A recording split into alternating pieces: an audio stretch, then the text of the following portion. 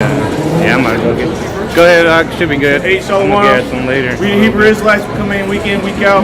Prophesy the downfall of this place known as America. We're going to give all praise and glory unto Yahweh, by Hashem, Yahushai, by Hashem, Ruach Kodash. Double honor to the elders, apostles, of great millstone. So much blessing and salutations to the Akim around the four corners of the earth who are diligently pushing out this truth, and this truth is sincerity.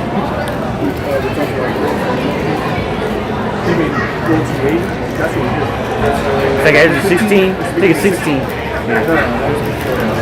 It's at the top. It's like it's 16. No, that's not the one I'm talking about. You're supposed to over here.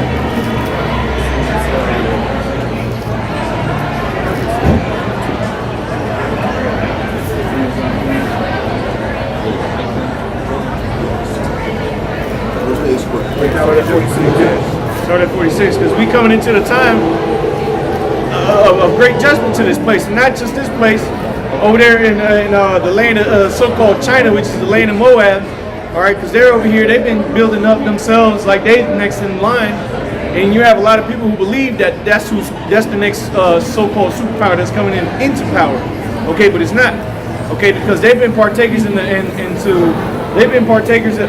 things of Babylon. All right, we'll read 16. So this is the book of 2nd Esdras, chapter 15, verse 46. 2nd Esdras 15, verse 46. It says, "And thou, Asia, that art partaker of the hope of Babylon, and art the glory of her person." Yeah, are partakers of the hope of Babylon. Because what's the hope of Babylon? To rule the world. That's what Esau Edom has been doing for the longest time, and he's found his match with America. Okay? But it said, read that again. Verse 46, 2nd Esdras 15, verse 46. "And thou, Asia, that art partaker of the hope of Babylon, and art the glory of her person, woe be unto thee." Yeah, woe be unto thee. Woe meaning destruction. So China's going to be destroyed as well. It's not going to be completely destroyed like America is, but it's going to be destroyed. Okay, go ahead. Verse 47, "Woe be unto thee, thou wretch, because thou hast made thyself like unto her." Right, you have made thyself like unto her. So you go over there to China and you see these little gooks and zipper heads walking around in suits. Okay, there are a bunch of sodomy happening over there. There's a lot of sexuality is pushed out there. They eat a lot of abominations. Yeah, they eat shit. They're the king of that shit.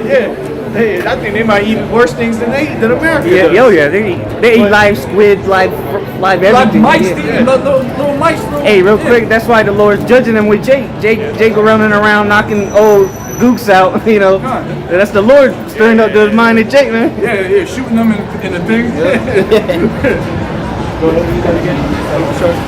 Yeah, back in 2nd Esdras 15, verse 47 again. It says, "Woe be unto thee, thou wretch, because thou hast made thyself like unto her, and hast decked Who's the her? The whore that rideth upon the beast. The well-favored harlot. Okay? The daughter of the Chaldees. Okay? Well, yeah, it said partakers in the hope of Babylon. Alright? So it says, and has decked thy daughters and whoredom." Yeah, you go over there, them little linglings, man, they some horny-ass women, man. They just want to hop all over Jake. And we got first-hand encounters. First-hand reports, man, from brothers, man, that been in the military, been over there in the lands. Nothing but women flocking to Jake. Okay? Go ahead. It says that they might please the glory in thy lovers. And who are they in bed with? Who is China in bed with? Does not America talk about that go to Nahum chapter 3, and I think start at verse 4. Okay, because all the nations have been in bed with this woman, with the whore. They've all laid down with with this dirty slut known as America. But go ahead. It's the book of Nahum chapter 3, verse 4. "Because of the multitude of the whoredoms of the well-favored harlots," we stop right there, that's the point. Because of the multitude of the whoredoms of the well-favored harlot. Who's the well-favored harlot? It's America. But it said the multitude of the whoredoms, so it means she been playing the harlot with more than one lover. Okay, just like Israel was doing that. I think there's scriptures on that calls it because of the whoredoms I've committed, along that lining. But Deuteronomy 30:7 says that the curses are going to come upon these other nations. So now they've been playing the whore. So now they're going to be judged just like Israel was. And they following after one of the names is written on her, is the mother of harlots. Yep. So it's like the madam of the whorehouse. Madam Whore. Yeah. Madam Whore. Yeah, that was it on that. You can go back to this. It says, back to 2 Genesis 15, verse 40, finishing 47. It says, I'll start at the top again. It says, woe be unto thee, thou wretch, because thou hast made thyself like unto her, and hast decked thy daughters in whoredom, that they might please the glory in thy lovers, which have always desired to commit whoredom with thee. Yeah, so they just went along to get along, so to say. They were like, well, shit, this is what they're doing over there in America. We want to be like them, so to please them, let's just go along with it, and let's see what comes out of it. But now they're at the point to where they think they can do bad all by themselves. But what they don't know is that Esau is the end of the world and Jacob is the beginning of it that follow it. Go ahead. Verse 48. Thou hast followed her that is hated in all her works and inventions. Therefore saith the Most High, I will send plagues upon thee, widowhood, poverty, famine, sword, and pestilence, to waste thy houses with destruction and death. Yeah, so see, this is coming to Moab, man, to Asia. So it ain't just gonna be America, but Asia as well, man, and other parts. But we talking about Asia right now. You see, because there's this notion that the so-called Chinese, they're coming up, they're the up and coming runners, front runners, and they're making a league with Russia. So they got the power behind them to back them up. They got the million-man army. Nah, man, it ain't happening. Prophecies are going to be fulfilled, whether they like it or not, whether they build onto heaven or not. It don't matter. They're going to be destroyed, man. Go ahead. Verse 49, or verse 50. And the glory of thy power shall be dried up as a flower. The heat shall arise that is sent over thee. Yeah, see, their power, the little bit of power, because they're called the economic power of the world. They got the biggest economy in the whole world.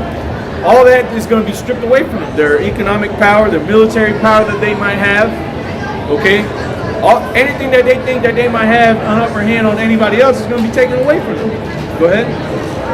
Verse 51, thou shalt be weakened as a poor woman with stripes, and as one chastised with wounds, so that the mighty and lovers shall not be able to receive thee. Right, and what's one way that China is going to be hurt dramatically? America destroyed. America destroyed, but why? Because nobody go to buy. Exactly, Revelation 18, the merchant city, and people are going to be wailing because they ain't going to be making no more money. So once America's destroyed, China's doomed. Because who else buys more Chinese goods than anybody else in the world? Nobody. America's the cash cow of China. America owns China the most debt. Nobody else owes China that much debt like America does. Nobody owns American land like China does. You know?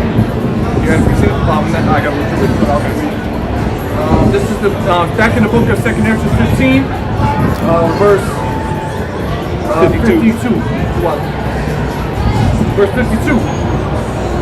Would I with jealousy have so proceeded against thee, saith the Lord, if thou hadst not always slain my chosen, exalting the stroke of thine hands, and saying over their dead, when thou wast drunken, set forth the beauty of thy countenance? Yeah, see, and Moab was one of the nations named in Psalms 83.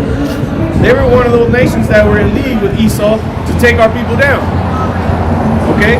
Why do you think they got that game Ghost of Tsushima, shows the Mongols taking out the samurais? Who were the samurais? Jake, man. Yeah. Okay? But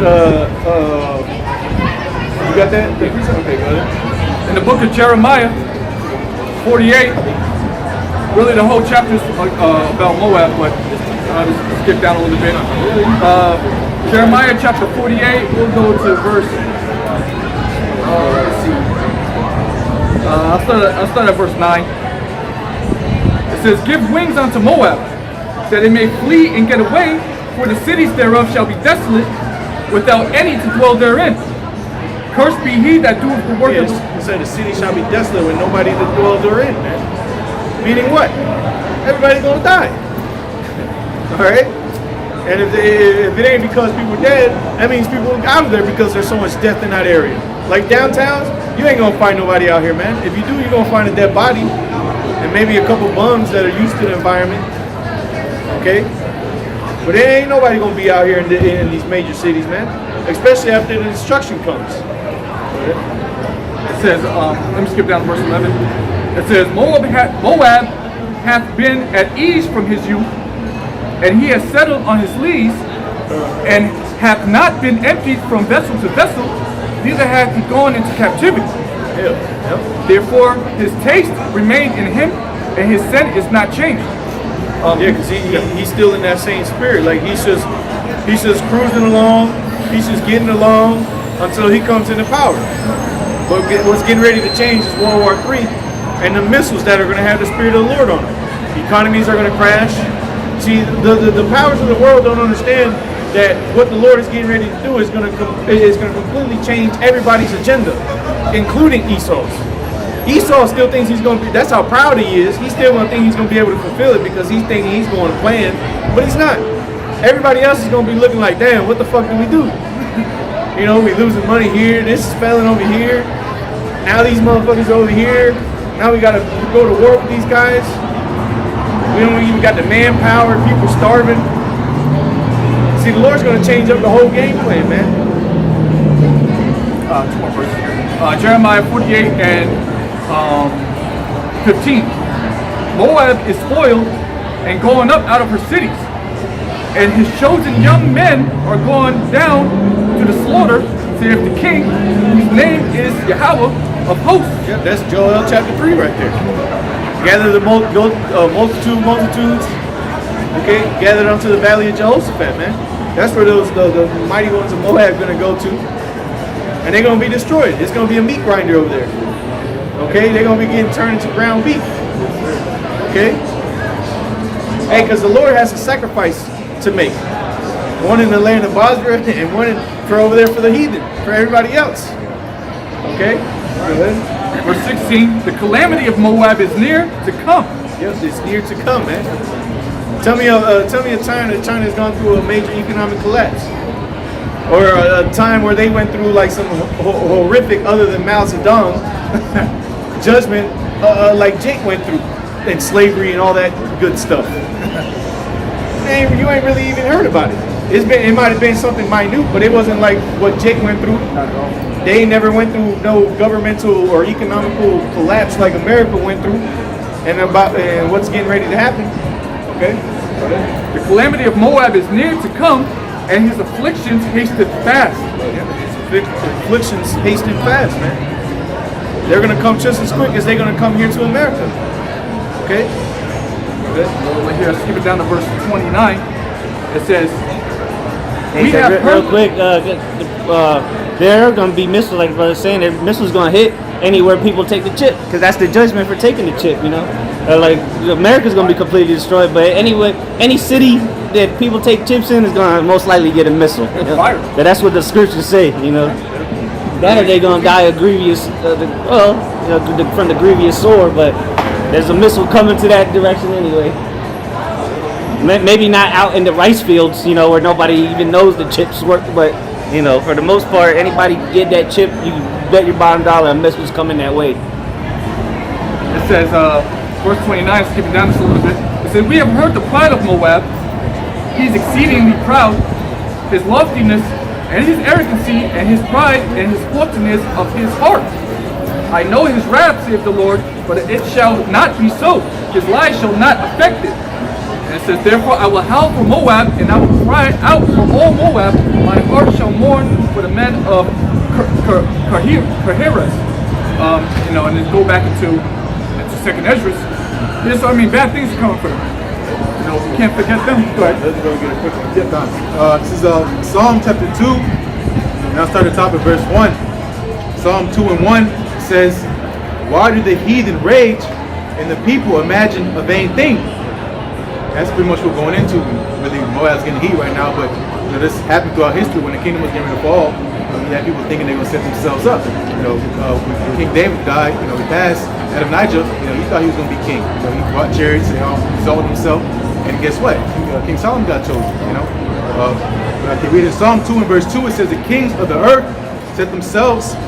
Yeah, the kings of the earth set themselves, and the rulers take counsel together against the Lord Yahweh and against His anointed, saying that in the council going to ultimately, against them, going against prophecy. Esau, he's trying to set himself up, ultimately try to upset prophecy. Same with Moab, the same mentality. It's just pride. Hey, that's what Moab. That's how pride they are. They actually think they about to be next, but really it's Esau the one pulling the strings for his bitch ass. He the one that owns the banks. Esau. That's why Esau uses Moab like lab rats that they are. The worst. The whole Cornholio started there. I wouldn't be surprised if they're the first place to go completely, cashless and make the chip mandatory out there. I wouldn't be surprised if they're the first place. They'll be with it real quick. Because really, right now it's all digital. There ain't nobody paying with $1,000 whatever the fuck it is. These are QR codes for everything. Kind of. Psalm 2 and 3 it says, "Let us break their bands asunder and cast away their cords from us." Verse 4 says, "He that sitteth in the heavens shall laugh; the Lord shall have them in derision." Pretty much going to shake up all their plans. That's what we can sit and say. This man not going to be prosperous because we know prophecy. That's why we quoted earlier, Revelation 18 chapter, that Moab's going to be crying and be upset because they're so tied in together with the system. They can't pretty much prosper without Esau being the power. That's the agreement they had one to another. That was part of the deal. Look, we'll help you. You help us take down these niggas, and we'll do right by you. And just for the record, these little Moabites getting their asses antagonized right now, that don't make them the new niggas, man. Yeah. That's just prophecies falling upon them, man. Right. They're starting to get those judgments. All right? Just because you see all these people attacking all these little Moabites, that don't mean they niggas now. Yeah. They getting it too. No, man. That ain't shit. Trying to fight you to go after the barbecue now. Yeah. They can come. Yeah, I'm seeing in there talking about, oh my God, racism is back. What you mean? They just getting punched in the face. That happens in the hood every day. Right. Shit. And who's committing all these crimes? Edomites. Yeah, exactly. You don't see niggas beating up on the Moabite unless it's at the nail salon. And Yeah, nigga bitch or something. Yeah, but it's Edomite doing everything, man. Hey, we always tell you they're the wicked, man. That's that one world order propaganda. Wall one. What I'm saying? That's Esau trying to do. Like they out here getting hung from the trees and shit. They don't know. They don't know no affliction like that. Yep. 2 Ezra 15 and 52. It says, it says, and I said unto, and he said unto me, like as thou canst neither seek out nor. Wait, where you at? No, actually, yeah, I'm in the wrong chapter. Yeah, here it is. I was in the wrong chapter. 15. I was in 13. 2 Ezra 15, verse 52. Would I with jealousy have so proceeded against thee, saith the Lord, if thou hadst not always slain my chosen. There he goes. That's that covenant. If thou would has not have slain my chosen, none of this would have happened. Straight. Who would have chosen? The Israelites. Out of all kindreds, the Lord chose us to be a special people unto Him. So all of Israel is chosen by the Lord. Ultimately, there's a chosen amongst the chosen, but nonetheless, all of Israel was chosen by the Lord, and these Moabites put their hands on our people. Whether they looked like typical Jakes or they didn't, they still put their hands upon the Lord's chosen. It says, if thou hadst not always slain my chosen, exalting the stroke of thine hands, and saying over their dead, when thou wast drunken, set forth the beauty of thy countenance? Yeah. Right, because Israel was a beautiful people, man. The Lord was dealing with us. So now and there's another scripture that goes on to, I forget exactly where it's at, it's in the Old Testament, about the nation standing over us. Lamentations 2, where it says, is this the nation that perfection of beauty? Yeah, that's it. Yeah. Yes, they wag their heads at us like, damn, look at these niggas, man. That's them? Right. Yeah, look at the condition of people in now. When you go into a nail salon, or our women go into nail salons, you don't think the Moabites are saying that shit about our people? I'm like, damn, these people are fucking through. Shaking their head up. Bitch got a fucking horse's tail on her head. She got a fucking pot belly with 2-3 kids running around my fucking parlor with no dad. What the fuck's wrong with this bitch? Like, goddamn, these are the Lord's chosen people? Like, can't be. It is them. Yeah, I'm gonna upcharge this bitch. Go ahead. God, read it on. Verse 55. The reward of thy whoredom shall be in thy bosom. Therefore shalt thou receive recompense. Yeah, you should receive recompense, man. You're gonna be judged. Get 2 Thessalonians chapter 2 or chapter 1 and 6. Yeah.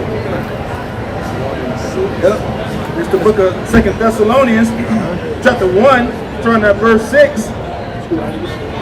Seeing it is a righteous thing with the Most High to recompense tribulation to them that trouble you, and to you who are troubled, rest with us when the Lord Yahweh Shai shall be revealed from heaven with his mighty angels. Yeah, see, so it's a righteous thing to recompense tribulation to them that trouble us, man. So guess what? The Moabite's gonna get choked. By who? You are my battle axe and weapons of war. By them guys. Okay? I ain't gonna say who because disclaimer purposes. But go ahead. Right. The elect, I'll say that. Yeah. Go ahead. 2 Corinthians 15 and 55 again. The reward of thy whoredom shall be in thy bosom. Therefore shalt thou receive recompense. Yeah, you see, the so-called white man ain't the only one we're gonna have a foot up his ass, man. It's gonna be these Moabites, these Ishmaelites, especially those Hamites. All those motherfuckers are gonna get it. All of them had a hand into our slavery, so guess what? He that leadeth into captivity shall go into captivity. He that killeth with the sword shall be killed by the sword. And if they didn't have us in direct captivity, like during one of the kingdoms, they had us in captivity, the Israelite foreigners, but they came up against us when we left Egypt. You know, Moab, they Barak or something like that, king of Moab, and then Eglon. They served 18 years under Eglon's bitch ass, you know, the Moabite. So, you know, they still had us in captivity, and they bucked up against us when they were trying to get to the promised land. Verse 56. Before we continue that, get that precept. This is the book of Jeremiah, chapter 30, verse 16. Therefore all they that devoured thee shall be devoured, and all thy adversaries, every one of them, shall go into captivity.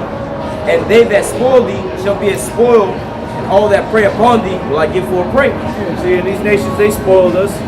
You go on every corner on Jake's block, you got a liquor store by Elam, you got the nail and hair salon by Moab or Ammon, and then you got the Egg Foo Young restaurant. All that shit destroying our people, spoiling our people, man. Just making our people complete morons, just completely through. They gotta pay for that. It's little things like that. But then when the Lord gives us the true, full understanding of everything these people did to us, we're gonna know all the things these nations did to us, and we're gonna enact judgment, righteous judgment upon them. Okay? But we're gonna destroy those that destroyed us. We're gonna spoil those that spoiled us, man. We're gonna take their goods, including their women, like the scriptures say. They spoiled our women. We're gonna spoil their women. The brothers just read it, man. Yeah, that's like the dogs licking the swords, you know. Yeah. That's Lazarus, them. yep. Yeah, that's them coming to, you know, take it. What Esau don't take from us, they gonna get from you. You know. They're gonna be Esau's gonna be a spoiled tongue to everybody. You know, and then the rest of your nations, you don't even know what's got coming to you either, man. But I'm gonna read the scripture that you quoted. Revelation 13 and 9. Revelation 13 and 9 and 10. If any man hath an ear, let him hear. He that leadeth into captivity shall go into captivity. He that killeth with the sword must be killed with the sword. Here is the patience and the faith of the saints. Yeah, see, this is what the men of the Lord are waiting for. We're waiting for the righteous recompense of the Lord, man. We in captivity right now under the so-called white man here in America. You living in China right now, and you a believer in Yahweh Shai Shai, okay, and you a part of that chosen number, then guess what? You under oppression under that system.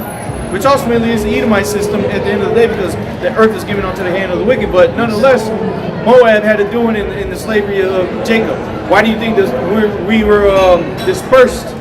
There was some type of trade. Esau was just like, look, we're going to send you over here. They just going to have to deal with y'all. Going back to the Roman Empire, too. Yeah, they exactly. used to trade, Yep. you know, they used to send niggas out there to China. Yep. And they had to accept them. It wasn't like, oh, why they send us these niggas? Send them back. We didn't want them. We didn't want nothing to do with it. No, they accepted them, man. And then they put other people to hard labor. Okay? Go ahead. Verse 57, 2 Ezra 15 and 57. Oh, select. You had something.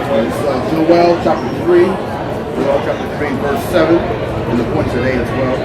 Behold, I will raise them out of the place whither ye have sold them, and will return your recompense upon your own head. Verse 8, and I will sell your sons and your daughters into the hand of the children of Judah, and they shall sell them, the Sabians, to a people far off, for Yahweh hath spoken it. Yeah, see, so these nations, they put us into the captivity, and they're going to pay for it, man. Okay, read that first verse again, go for sure. Verse 7, behold, I will raise them out of the place. See, the Lord's going to raise us up out of those lands that he put our people into captivity. China being one of them. You got elect members over there as we speak. We don't know the number, but there's a select number of people out there in that land of China, somewhere, that are listening to these videos. Whether they prophesying or not, whether they have access to internet, because the majority of China don't have internet access. It's just really secluded to certain cities. And even then, the government's so strict that it's hard to do, speak up against the government. So we might not see their videos, but they out there. They believe, they calling up on the name, they doing the work to the best of their ability, but they're out there, man. And the Lord is going to raise them up in those last days. Go ahead. And will return your recompense upon your own head. Right, and he will return the recompense upon their own heads, man. So says the Lord. Okay? This is what's coming, man. We ain't making this up. We didn't pull this out of no Dr. Seuss book.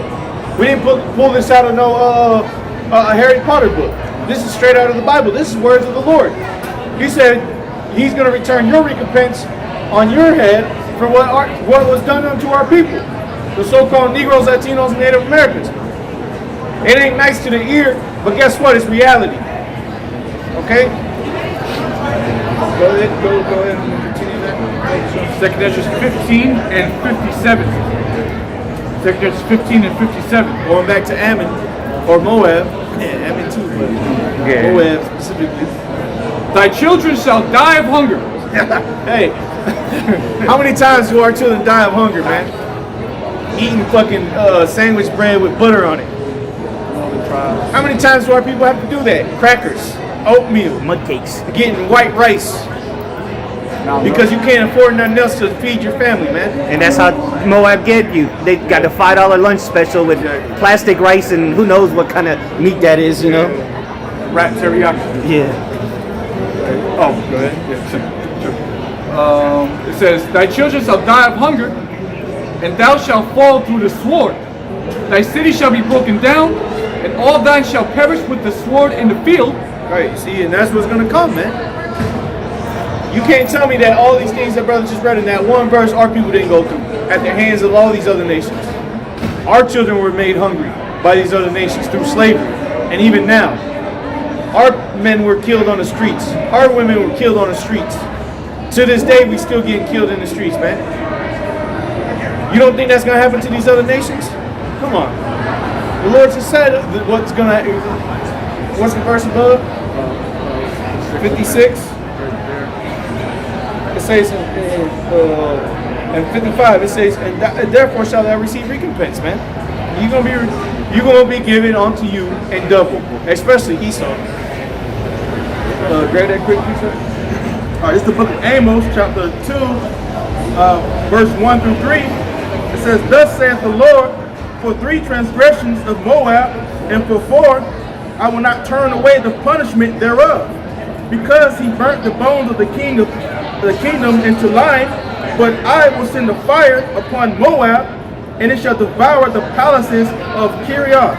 Yeah, right. See, that fire is going to come via the missiles. Okay? The fire is going to come via the chariots. Isaiah 66 and 15 and 16. Okay? The Lord shall render his anger with fire, with the chariots like a whirlwind. Roughly paraphrasing. Them chariots coming to zap niggas up too.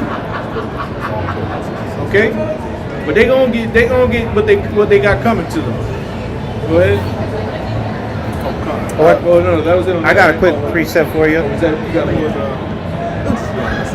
Okay, it's Ezekiel 25 and 11. Let's just get straight to the point. It's Ezekiel 25 verse 11, and I will execute judgments upon Moab, and they shall know that I am Yahweh. Yeah, they shall know that I am Yahweh. Okay? They're gonna know that He is. Why? Because there ain't gonna be no other answer but then, damn, this came from the Lord. There ain't gonna be no, well, shit, we miscalculated 5 degrees, and this should have went this. Nah, man. Yeah. It's gonna be, this is of nothing but the Lord, man. They're gonna return to calling Him Al-Shaji, the demon-like power. All these nations are gonna remember the name of the Lord. Yeah. And they're gonna fear. They're gonna know it. Like you said, they're gonna know it is the Lord. They're gonna know Yahweh Bashim Yahushua. All nations, the more they're gonna know Him. Those motherfuckers, they're gonna get in line quick. They're gonna get on bowing down and shit. Don't even know what they're bowing down to, but they're gonna be scared. They're gonna be in a heathenistic, fearful frenzy. Yeah, this time they ain't gonna be allowed to just continue to call on Allah or say that Allah Shah. They're gonna be forced to call upon Yahweh and Yahweh Shai, man. That's right. Okay, we gonna force feed them. We gonna break their teeth if we have to, just like they did to our people, man. Watch 12 Years a Slave. Go ahead. Verse 58, 2nd Ezra, the 15th chapter, 58th verse. They that be in the mountains shall die of hunger. Yeah, and there's a lot of mountains in China. Oh yeah, big mountains. There's a lot of people up there too. Deserts. They gonna die. Yeah, they gonna die. That's what the scripture just said. Go ahead. And eat their own flesh, and drink their own blood. And you know Moab eat anything. That nigga will eat rat with shit on it with a spring. Alive. Well, it's still alive. Right, they ate the conch shell, the conch meat, the shit that squirted. Oh, what was it? The cucumber shit, the live. Oh, yeah. The sea cucumber. She ate that shit and started squirting her face. Remember I said that shit? I'm trying to forget. That bitch was eating everything under the menu and that was still alive, man. She was stuffing her face with it, just putting some red sauce like that. And you see, they don't get sick like we Yeah, get they sick. don't. You see a Jay eat that shit, he gotta cut his leg off for diabetes, he got heart blood, he gotta have an oxygen tank. Yeah, those people can't rule the world. If you actually meet like a true Moabite from China, they about the dumbest people you'll ever meet. Nasty, dirty, and they can't rule the world, bro. It is good for slavery. That's all they do. What King David said, Moab my wash pot. Yeah. That's all they're good for, man. Slavery. This work. Just do what I told you to do. It says back in 2nd Ezra 15 and 58, it says they shall die of hunger. It says they that be in the mountain shall die of hunger, and they shall eat their own flesh and drink their own blood, for a very hunger of bread and thirst for water. Yeah, it's gonna be the same thing over here in America. Remember, we were reading that you partakers of it. Well, guess what? You're gonna be partakers of the plagues too. It might not be at the magnitude of America, but it's going to be at a somewhat level. Okay, go ahead. Thou as unhappy shalt thou through, select it. As unhappy. It said, thou as unhappy shall come through the sea and receive plagues again. And in the passage they shall rush on the idol city and shall destroy some portion of thy land and consume part of thy glory and shall return to Babylon that was destroyed. And thou shalt be cast down by them as stubble, and they shall be unto thee as fire, and shall consume thee. Hey, what's in the book of Obadiah? What's described Judah and Israel? Exactly. Same situation. It sounded like word for word almost. Exactly. Go ahead. Reading on, it says, 62, and shall consume thee, and thy cities, thy land, and thy mountains, all thy woods and thy fruitful trees shall they burn up with fire. Thy children shall they carry away captive, and look what thou hast. They shall spoil it and mar the beauty of thy face. Yep. So Jake just gonna get off on them, man. We're gonna take over them lands, because that's really what they got. All the bullshit that they own, all them little shrines. We ain't gonna deal with none of that shit, man. We're gonna destroy that shit. Yeah, we're gonna melt that shit down and build our own shit. Yeah, Yahweh Shai is gonna be leading that charge. Yep. I got to prove it. it's going to go with what the brother just read. This is Isaiah 25. I'm gonna start at 9 and read down to 12 at the end of the chapter. So Isaiah 25 verse 9. So I'll start at 9 so you can get, it's talking about Yahushua. It says, "And it shall be in that day, lo, this is our power. We have waited for him, and he will save us. This is Yahweh. We have waited for him. We will be glad and rejoice in his salvation. For in this mountain," which is the government of Yahushua, right? "For in this mountain shall..." let me just read it. "For in this mountain shall the hand of Yahweh rest, and Moab shall be trodden down under him, even as a straw is trodden down for the dunghill." Yeah, the straw, right? They used to back in Egypt, the Egyptians, they used to in the mud when we were making the bricks, they used to throw straw in there. That's how Moab is going to be trodden down. Yep. Sitting there, we just going to trot over them, man. Underfoot. Yeah. Verse 11, they're just going into how they're going to be taken out, because like like brothers going into, they think they got next. Well, let's find out. Verse 11. Hey, they should get some T-shirts from what's that one group? We Got Next. Oh yeah, kind of. Yeah, so get them T-shirts, bro. God, verse 11, "And he shall spread forth his hands in the midst of them, as he that swimmeth spreadeth forth his hands to swim. And he shall bring down their pride together with the spoils of their hands. And the fortress of the high fort of thy walls," hey, down they got that wall of China. "And the fortress of the high fort of thy walls shall he bring down, lay low, and bring to the ground, even to the dust." To the dust, man. Just like Babylon. Okay? They ain't going to be completely destroyed, but for the most part, they're going to be destroyed. You don't lose that battle. Yeah, they're gonna definitely lose that battle with the Lord, man. No flesh shall save them. Just like the curses that fell upon us. No man shall redeem thee. Ain't nobody gonna redeem these. Ain't nobody's gonna be like, well, damn, them Moabites and them Edomites, they going through it right now. Let's go help them out. Yeah. No, man, that shit ain't happening. Ham's gonna be like, Well, at that point, if they're fighting Yahushua, everybody's gonna turn their guns at Yahushua. So it's like that's the threat right now. We have an enemy, but you already know that's gonna play out. Yes. Want to go ahead? Yep.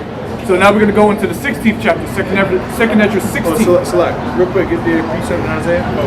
This is the book of Isaiah 14, 1. It says, "For the Lord, Yahweh, by Hashem Yahushai, will have mercy on Jacob, and will yet choose Israel, and set them in their own land, and the strangers shall be joined with them, and they shall cleave to the house of Jacob, and the people shall take them and bring them to their place." Real quick, and those strangers is talking about the rest of the Israelites. Right. Okay, those that don't know that they're Israelites, and those that look like the other nations as well. Read that again from the top. Verse 2. "And the people shall take them and bring them to their place, and the house of Israel shall possess them in the land of the Lord for servants and handmaids, and they shall take them captives, whose captives they were." And Start at verse 1. verse 1. Isaiah 14 and 1. "For the Lord will have mercy on Jacob, and will yet choose Israel, and set them in their own land, and the strangers shall be joined with them." Yeah, who shall be joined with them? That ain't talking about these other nations. They ain't gonna be joined with us. They're gonna be following us. They're gonna be following directions. Those strangers is talking about the rest of the Israelites that don't know who they are. It's going to make a distinction in the next verse. Because I'm pretty sure when you go into that word there, stranger in the Hebrew is gar, which goes back to Moses' son Gershom, which got that name because he said, "Because I have been a stranger in a strange land." So that's what that word goes back to. I think there's a Nakar, and there's another one that's talking about the other nations. But gar, when it's speaking about, when you see the Hebrew word there, gar, as far as strangers, talking about the Israelites. Or maybe I'm having it backwards. I know gar for sure. Yeah, which is gar, which means an Israelite. It says a foreigner in Israel does conceded rights, which goes back to Gershom. You remember that one cartoon on Cartoon Network? They called him Gur, he was an alien. Yeah, Gur, yeah. You know? Yeah, the Vader's Zim, yeah. Yeah, the Vader Zim, yeah, that's what it is. He had a little buddy named Gur, I think. Yeah. Pretty much an alien. Yep. That's right. But that's what that's talking about. That's talking about the Israelites that's going to be joined onto them. That's not talking about other nations. Go ahead, man. Reading on. "And the strangers shall be joined with them, and they shall cleave to the house of Jacob, And the people shall take them and bring them to their place, and the house of Israel shall possess them in the land of the Lord for servants and handmaids, and they shall take them captives, whose captives they were, and they shall rule over their oppressors. Yeah, so we're gonna rule over their oppressors, man. Moab being one of them. They ain't just gonna get forgotten because all our hatred's on Esau. No, our hatred's on all the people who took over us. It's just particularly the Edomites. But these other nations had a hand in it, and we have an understanding of that.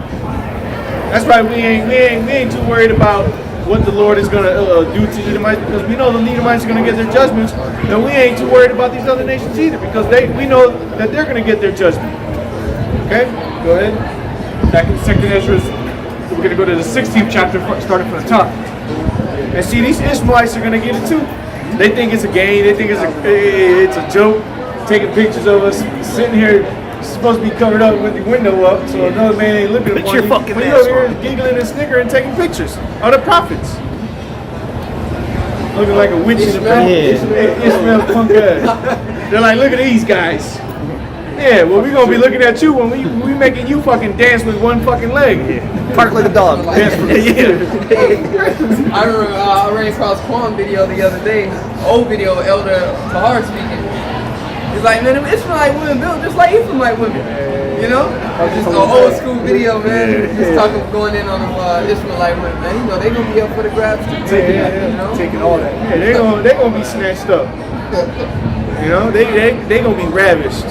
Just like our people were ravished. It's not a strange thing. We're not sitting here speaking hate. We just speaking facts. We telling you what happened on us. Deuteronomy 30:7 says that those curses shall befall upon our enemies. We don't discriminate up here. Yeah, it happened to us. Our people deserved it. But now these other nations deserve what they got coming. Verse 1, 2nd Ezra 16. Woe be unto thee, Babylon, and Asia. Woe be unto thee, Egypt and Syria. Gird up yourselves with cloths of sack and hair.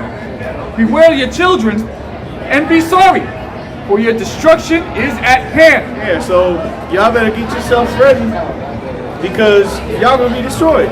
You're gonna go into slavery. So says the Bible. Okay? These other nations got a long tab, thousands of years worth.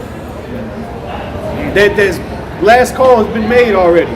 Yahushua already came on the scene. He already called last call before he got put up on that cross. And he going back up again. Right. It's like the apostles say, the end days started when Yahushua got put up on that cross. Well, really, when he came on the scene. Clock started ticking. Right. Go ahead. Verse 3. A sword is sent upon you. Who may turn it back? A fire is sent among you. And who may quench it? Plagues are sent unto you. And what is he that may drive them away? Yeah, who's going to turn away these things that the Lord is getting ready to bring unto these nations, man? And it's specifically named a couple there. Babylon and Asia. Who's going to turn away those things from these people, man? Nobody. We talked about this a little bit ago. Ain't nobody going to come to the rescue like Captain Save-A-Hole, man. The hell with these people. Everybody. The love of many shall wax cold. That's why the Lord's putting so much hatred out here in the world, because ain't nobody going to want to help nobody else. Like, man, fuck them niggas. I'm asked out too. Who the hell help me? Nobody. You got Jake. Keep going. Verse 6. May any man drive away a hungry lion in the wood? Or may anyone quench the fire in stubble when it hath begun to burn? Yeah, you ever had your woman, she was so goddamn horny, she just would basically rape you? Yeah. Who the hell's gonna drive her a hungry lion? Drive away that hungry lion, man. Yeah. You know, you gotta put it in perspective. Not many people will come across the line they had to fight off, so. I know I haven't. Go ahead, continue. Some people will very soon. Yeah, some people will. When Busch Garden and that skinny ass lion they got up in there gets loose. Skinny ass lion. Bro, you ever seen that, man? They got up in there, man. Oh, no. That dude's all skinny the tiger, too. That shit, I remember last time I went was fucking, shit, my daughter was fucking like 1 year old, man. She's 5 now, so 5 years ago I went. That fucking lying all skinny and shit, looking. He didn't even want to roar. He's just sitting there, just like staring, like goddamn, bro, like help me. You're gonna have a lot to eat out here. Yeah, exactly. You're gonna have lots to munch on down out here. And who's gonna drive them away? Not you. It says back in 2 Corinthians 16, verse 7. May one turn again the arrow that is shot of a strong archer. Yeah, see, so those missiles ain't gonna get turned back because the missiles are likened to arrows. You ain't gonna be able to, oh shit, there's a missile. Like they showed, I forget what movie it was. There was missiles on its way. It was one of the James Bond movies, the old ones from the 90s. The missile was on its way and he had to break into the place in Cuba and put in the codes to let that change that, GoldenEye, yeah. Like, come on, bro, that ain't happening. You ain't gonna hack into the system and just change the GPS coordinates on the nuke. It blows up in the ocean and shit. Yeah, at that time, you're going to try to connect and it's going to say connection failure because that shit's getting guided through spirit. Okay? Yeah, once they launch, once the spirit pop on them dudes to push the button, the machines are going down. And no stopping. Go ahead. It says, verse 7 again, may one turn again the arrow that is shot of a strong archer. And the strong archers are those silos, man. That's where they coming out of. Go ahead. Verse 8, the mighty Lord sendeth the plagues, and who is he that can drive them away? Yeah, the Lord said it is a terrible thing to fall into the hands of the Lord, man. The Lord is the one sending these things. And you think you're going to be able to escape the things that are sent of the Lord? Matter of fact, what's that? Isaiah 55:11 says that my word shall not return unto me void, but it shall accomplish that which I please. This is the part of the word of the Lord. Or it's like, this is the backwards. This is the part of the word of the Lord, man. Go ahead. It says, verse 9, a fire shall go forth from his wrath, and who is he that may quench it? He shall cast lightnings, and who shall not fear? He shall thunder, and who shall not be afraid? The Lord shall threaten. And that's metaphorical for what the Lord is going to bring. Because you go know goddamn well when you see lightning that thunder's about to come, and if it catches you off guard, you're going to jump. I don't care who the hell you are. You can be the toughest guy on the block. What happened the other day? You said that you had that video with the lightning strike? Kill 4 dudes or some shit. Oh, the Edomites. They were sitting around a tree. Oh, yeah. Is that the one? That's one thing. That's him sitting around the tree. Yeah, I seen that earlier. There was another one where one guy got hit like directly. Pow! And the cow, remember Yeah, and the cow, yeah. That's Dude judgment, that dude got fried. And the Lord's gonna be shooting them laser beams too. It says, he shall cast lightning, and who shall not fear? Hey, real quick, what happened when you see lightning? It is accompanied with thunder. So when you see them chariots shooting them laser beams, there's gonna be some kind of sound, trumpet. Oh, yeah. You know, like in the World of Wars. You know, Make you hold you're gonna your be ears. spooked. He shall cast lightnings, and who shall not fear? He shall thunder, and who shall not be afraid? The Lord shall threaten, and who shall not be utterly beaten to powder in his presence? Yeah, guess what? The Lord right now is threatening. Because he said, and he said in the book of Luke, compel them to come into the house. The word compel means threaten when you go into it. So the Lord right now is already threatening, and this is on a very PC, politically correct level, so to say, for lack of a better term. But the Lord's getting ready to come, and who the hell is gonna? The Lord's getting ready to come with threats, and He's gonna fulfill them. And who the hell? Ain't nobody gonna survive, man. You're gonna be beat to powder, man. What you gonna do, Doc? And it's like you said, a PC is an ambassador. Like in the movie 300, at the beginning of the movie, that was the ambassador threatening him, but peacefully. Like, Right. Using diplomacy. Yep. But eventually, it's gonna go to war. Nothing you can say no more.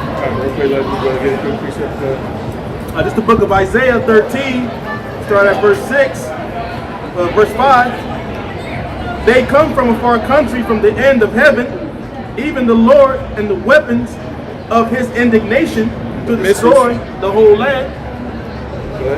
Verse 6. How ye, for the day of the Lord is at hand, it shall come as a destruction from the Almighty. Therefore shall all hands be faint, and every man's heart shall melt, and they shall be afraid. Pains and sorrows shall take hold of them.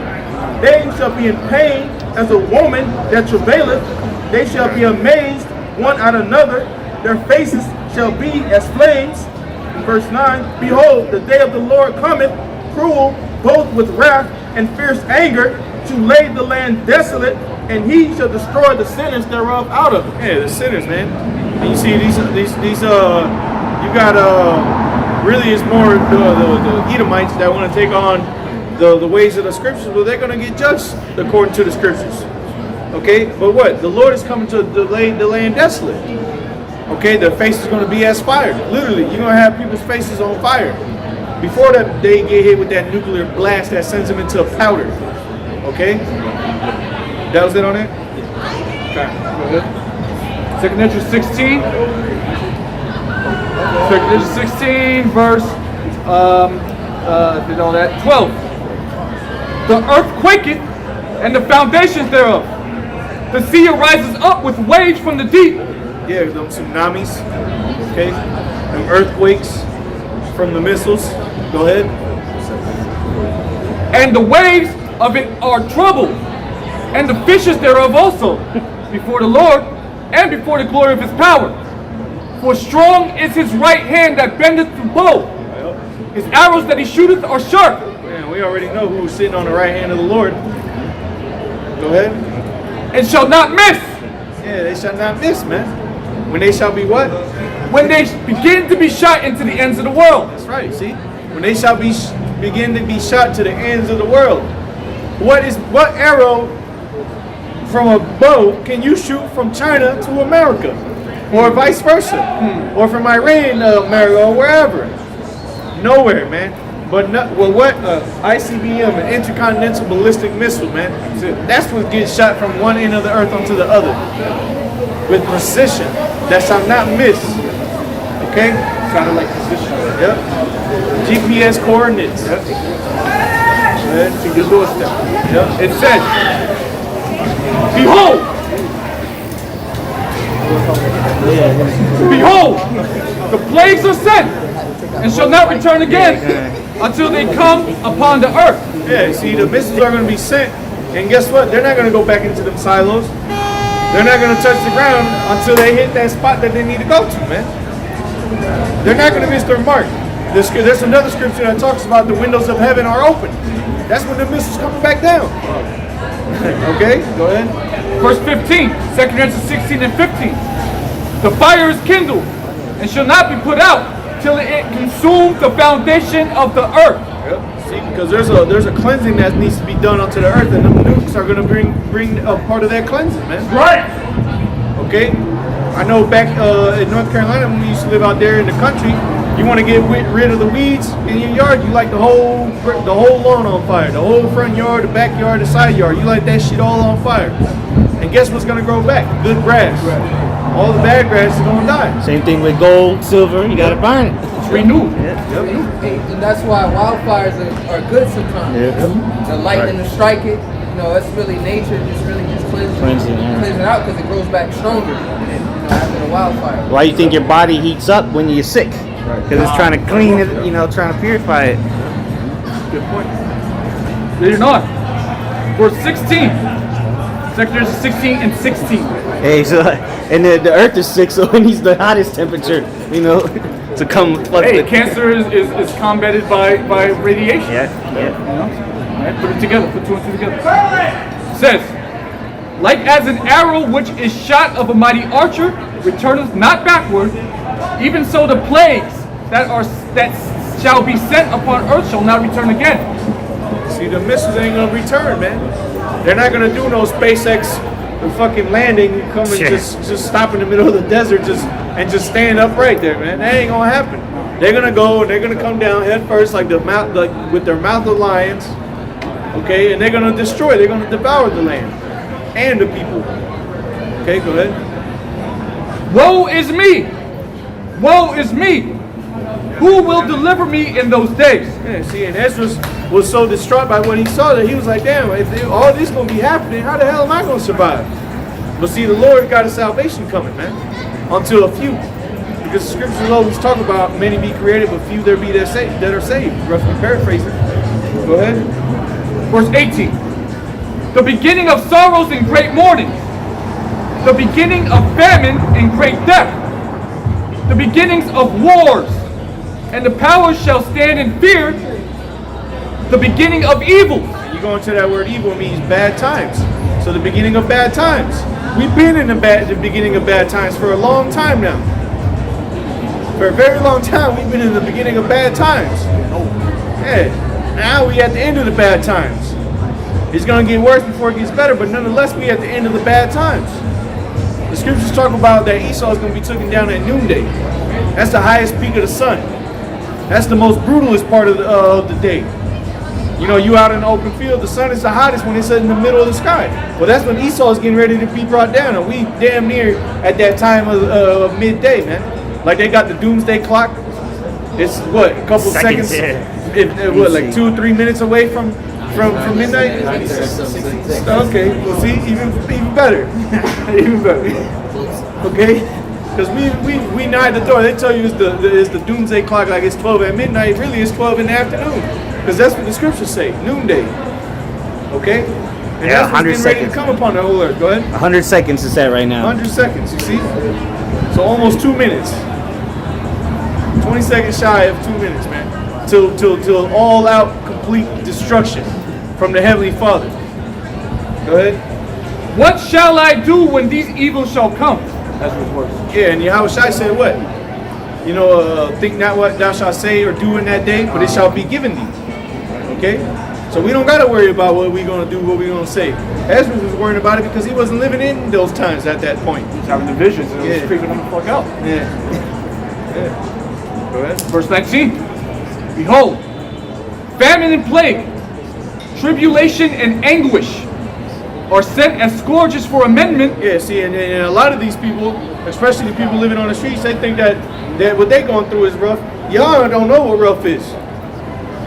Nobody really knows what rough is until these last days that are coming to pass. I'm telling you, okay? It's going to get real, real bad out here if you ain't a part of the elect.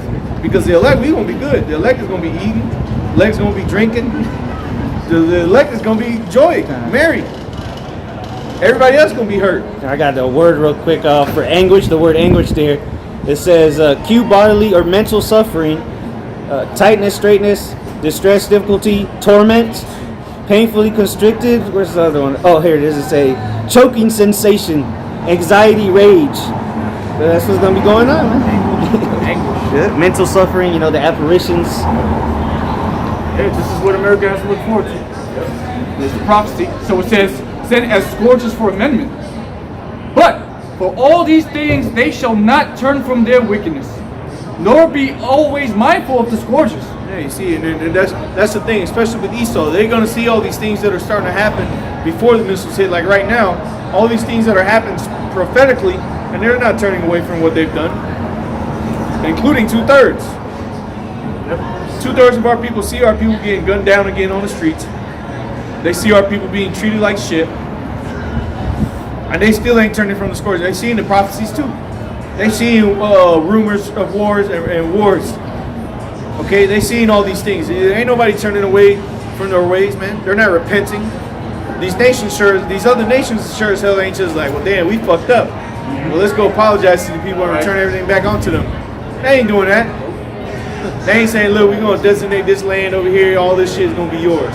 Y'all do whatever y'all want. Ain't nobody doing that shit, man. Matter of fact, this is your land. We're gonna get out of here. No.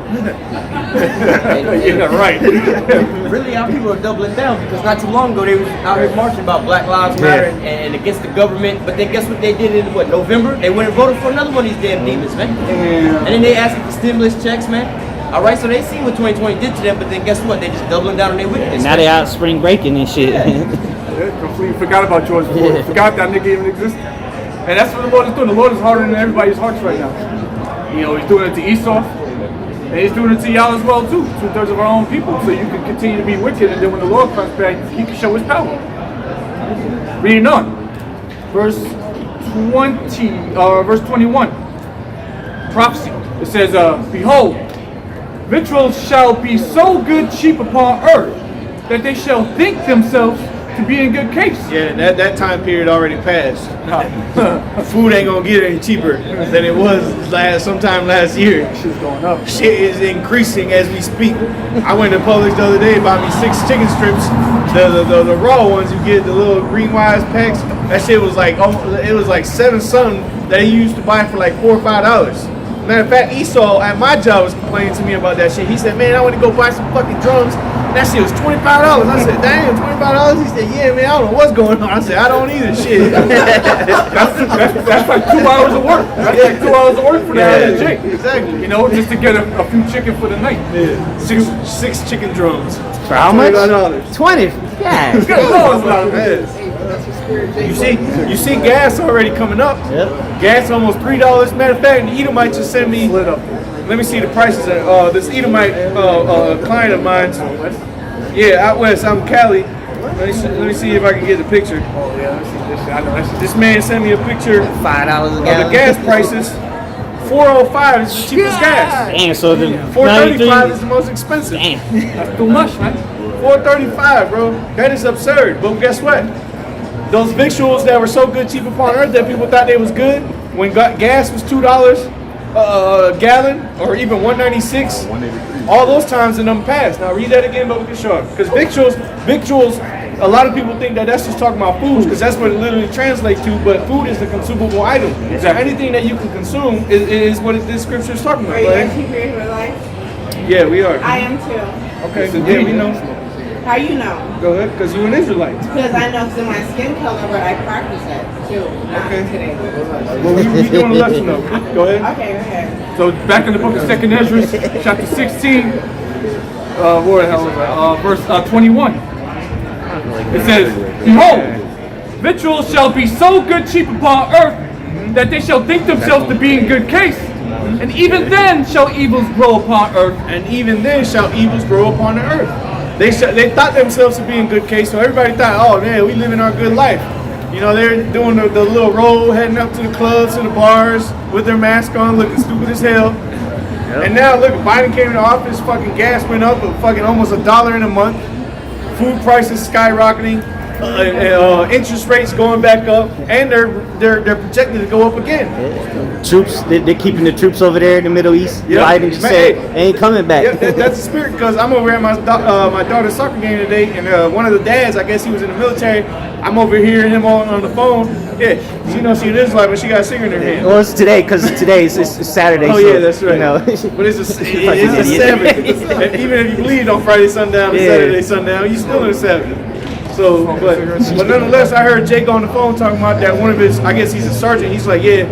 He's like, you can only imagine how I felt when I heard that a couple of my soldiers are getting sent back to Afghanistan. He's like, it changed my whole life perspective. I'm like, well, shit, you about to be called too. Don't worry, you'll get to see them again. Turn your phone off, though. You better go off the grid, shit. Yeah, then I've seen an article, well, not article, it was on the news, that some battalion over there, I think it was the army, they're supposed to come back from Afghanistan in 2 weeks. So these niggas, oh yeah, we gonna go. They just got the bad news. You got to be over there another 6 months. Because what? They know their war. The scriptures say, prepare war, gather thy mighty men. You ain't coming back, man. We've been telling you this is going to happen, so don't look at us like we prophets, huh? Hey, Ezekiel 33:33. Hey, exactly. We've quoted it like 3 weeks in a row now. Hey, the Lord's about to make it known who his prophets are, man. You don't know you had a prophet right there in front of your face, but you talk shit in front of him. Yeah. Smoking a cigarette, saying you're an Israelite, but That's today. the Lord literally has his hand out for you, like, yo, I got you. You just slapping this shit away, bro. You an Israelite, but you're not an Israelite. Yeah, We'll not put it today. Not today. What the hell does that mean? Like you can turn it on and off. Yeah, I'm gonna smoke a cigarette, and I'm then a Super Saiyan today. That's the same shit they used to do back in the day with the sacrifices. That's why the Lord said no more sacrifices. She got the skin, but no breath in her. Yeah, exactly. No shit is like Yep. breath. You had a spirit. 2nd Ezra 16 and 20. 20. I finished 20. I finished it off.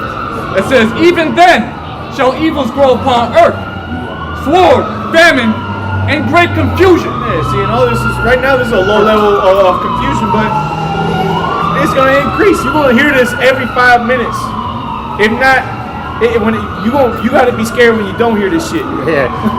When it goes from every 5 minutes to never. I mean, everybody dead. Yeah. Or that, or they just quit. Ain't nobody coming to your rescue, man. You get the dial tone. Maybe you have called us that you have dialed is disconnected or no longer in service. If even the phones and the electricity is even on at the time. This is what we're trying to tell you. Right. Your way of living is going to be turned topsy-turvy. And the only way it's going to go back to normal if you get with the program. And there ain't gonna be no calling John that day. Hell no. Ja Rule ain't gonna be on the line. We're going to be dead. Or he might be with the shits. With a chip and chilling. Yeah, he gonna Ja Rule hotline. You got that chip yet? No? Okay, click. He's in the fucking he's in a sanctuary city somewhere in America chilling. Green zones. Green zones, yeah. And you trying to make the pilgrimage over to your nearest city so you can get chipped up and get with the shits too. Yep. It ain't gonna be easy out here. It's gonna be turned fucked up. So it says sword, famine, great confusion. Verse 22, for many of them that dwell upon earth shall perish of famine, and the other that escape the hunger shall the sword destroy. Yeah, see, and again, it said upon earth. It didn't say upon Babylon. It said upon the earth. So this is coming to everybody, man. The famines. A lot of people are gonna die because of that. And if you so happen to scoot on by the famines, then guess what? That sword is waiting for you right around the corner, like the video I seen last week. Yep. With the little deer got caught up by the alligator.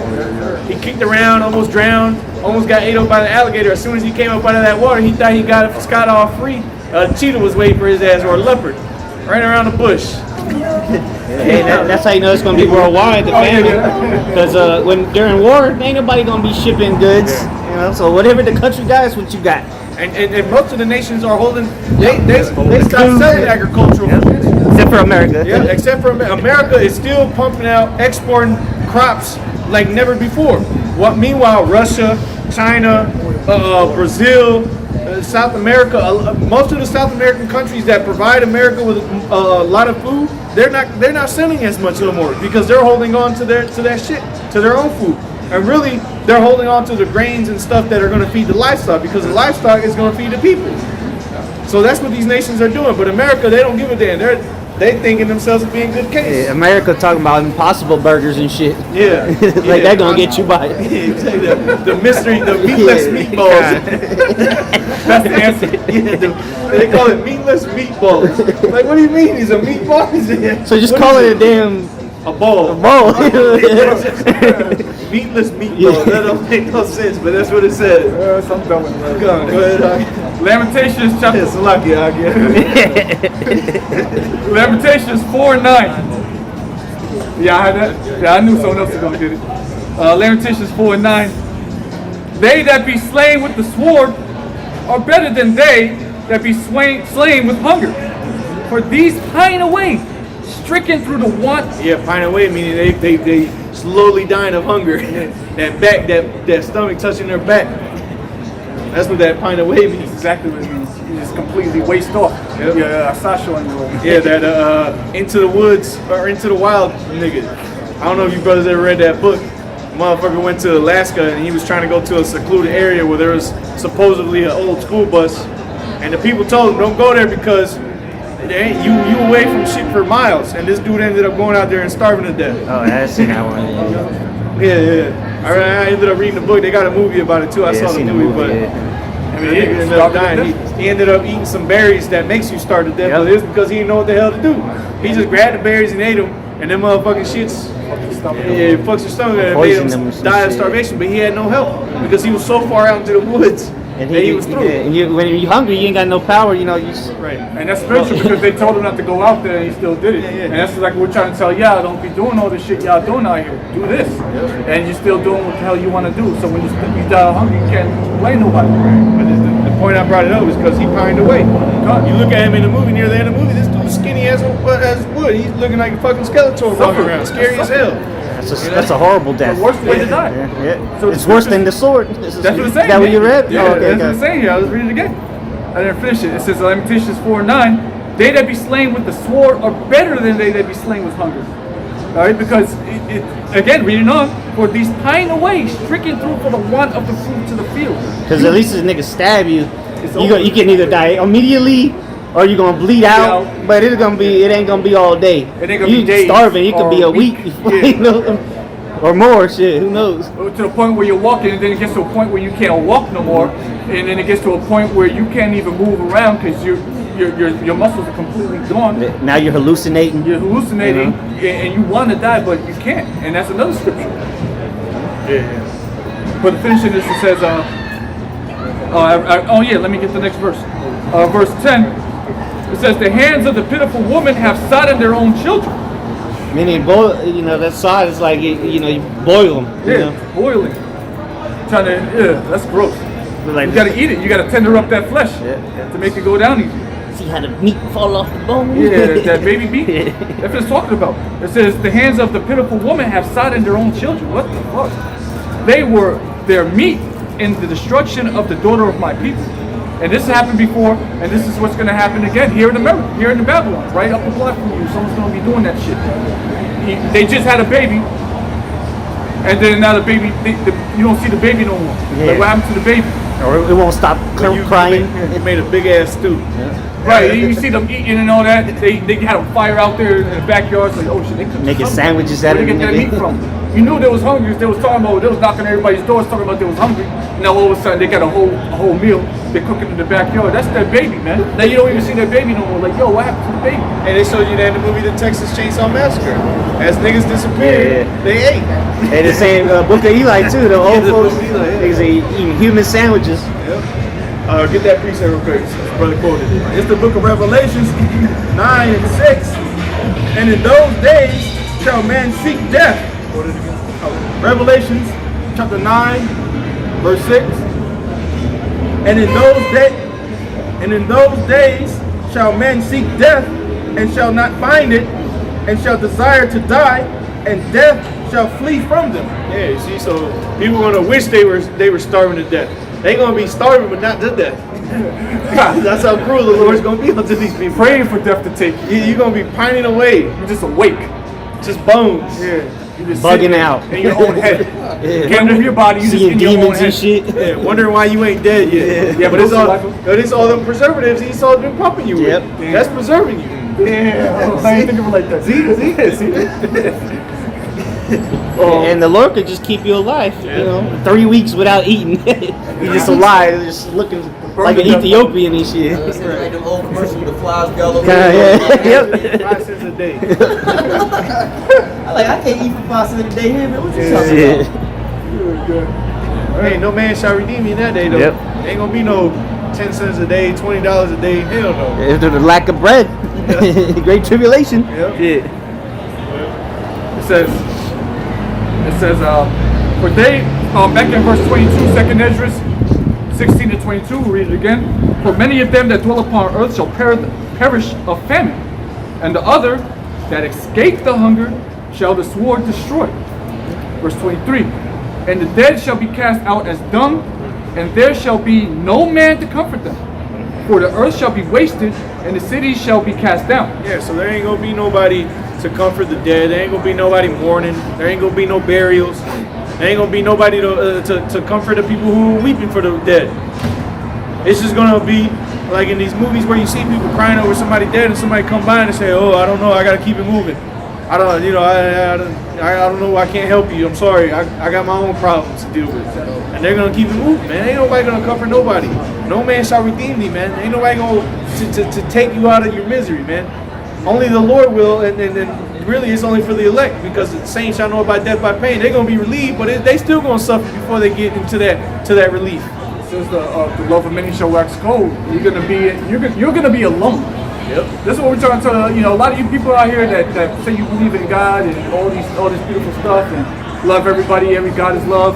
The Lord's gonna make you out. You're gonna be out there by yourself. Yep. Just like now. Shit. All right. Like your brother said earlier, you said that you might be more afraid when you don't hear the sirens. Yeah. You don't hear everything. That means you're there by you have no one to confide in. You don't know how to get food. You're just gonna be out there. You're a damn prey. And any predators out there are gonna look at you literally as meat. Yep. Okay? And this is what we're trying to tell you so you can escape all that. Yep. Kind of brother got a quick reset. Yep.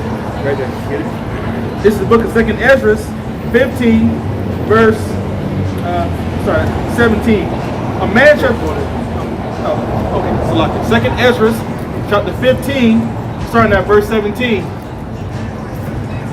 A man shall desire to go into a city and shall not be able. There you go. It says, where it says, man shall desire to see That's just coming up. another person. Oh, you got it? Yeah. Oh, okay. So lucky then. Okay, Connor. I knew it was in the apocrypha. I just wasn't sure where. Yeah, I keep reading it. Let's get to it. Okay.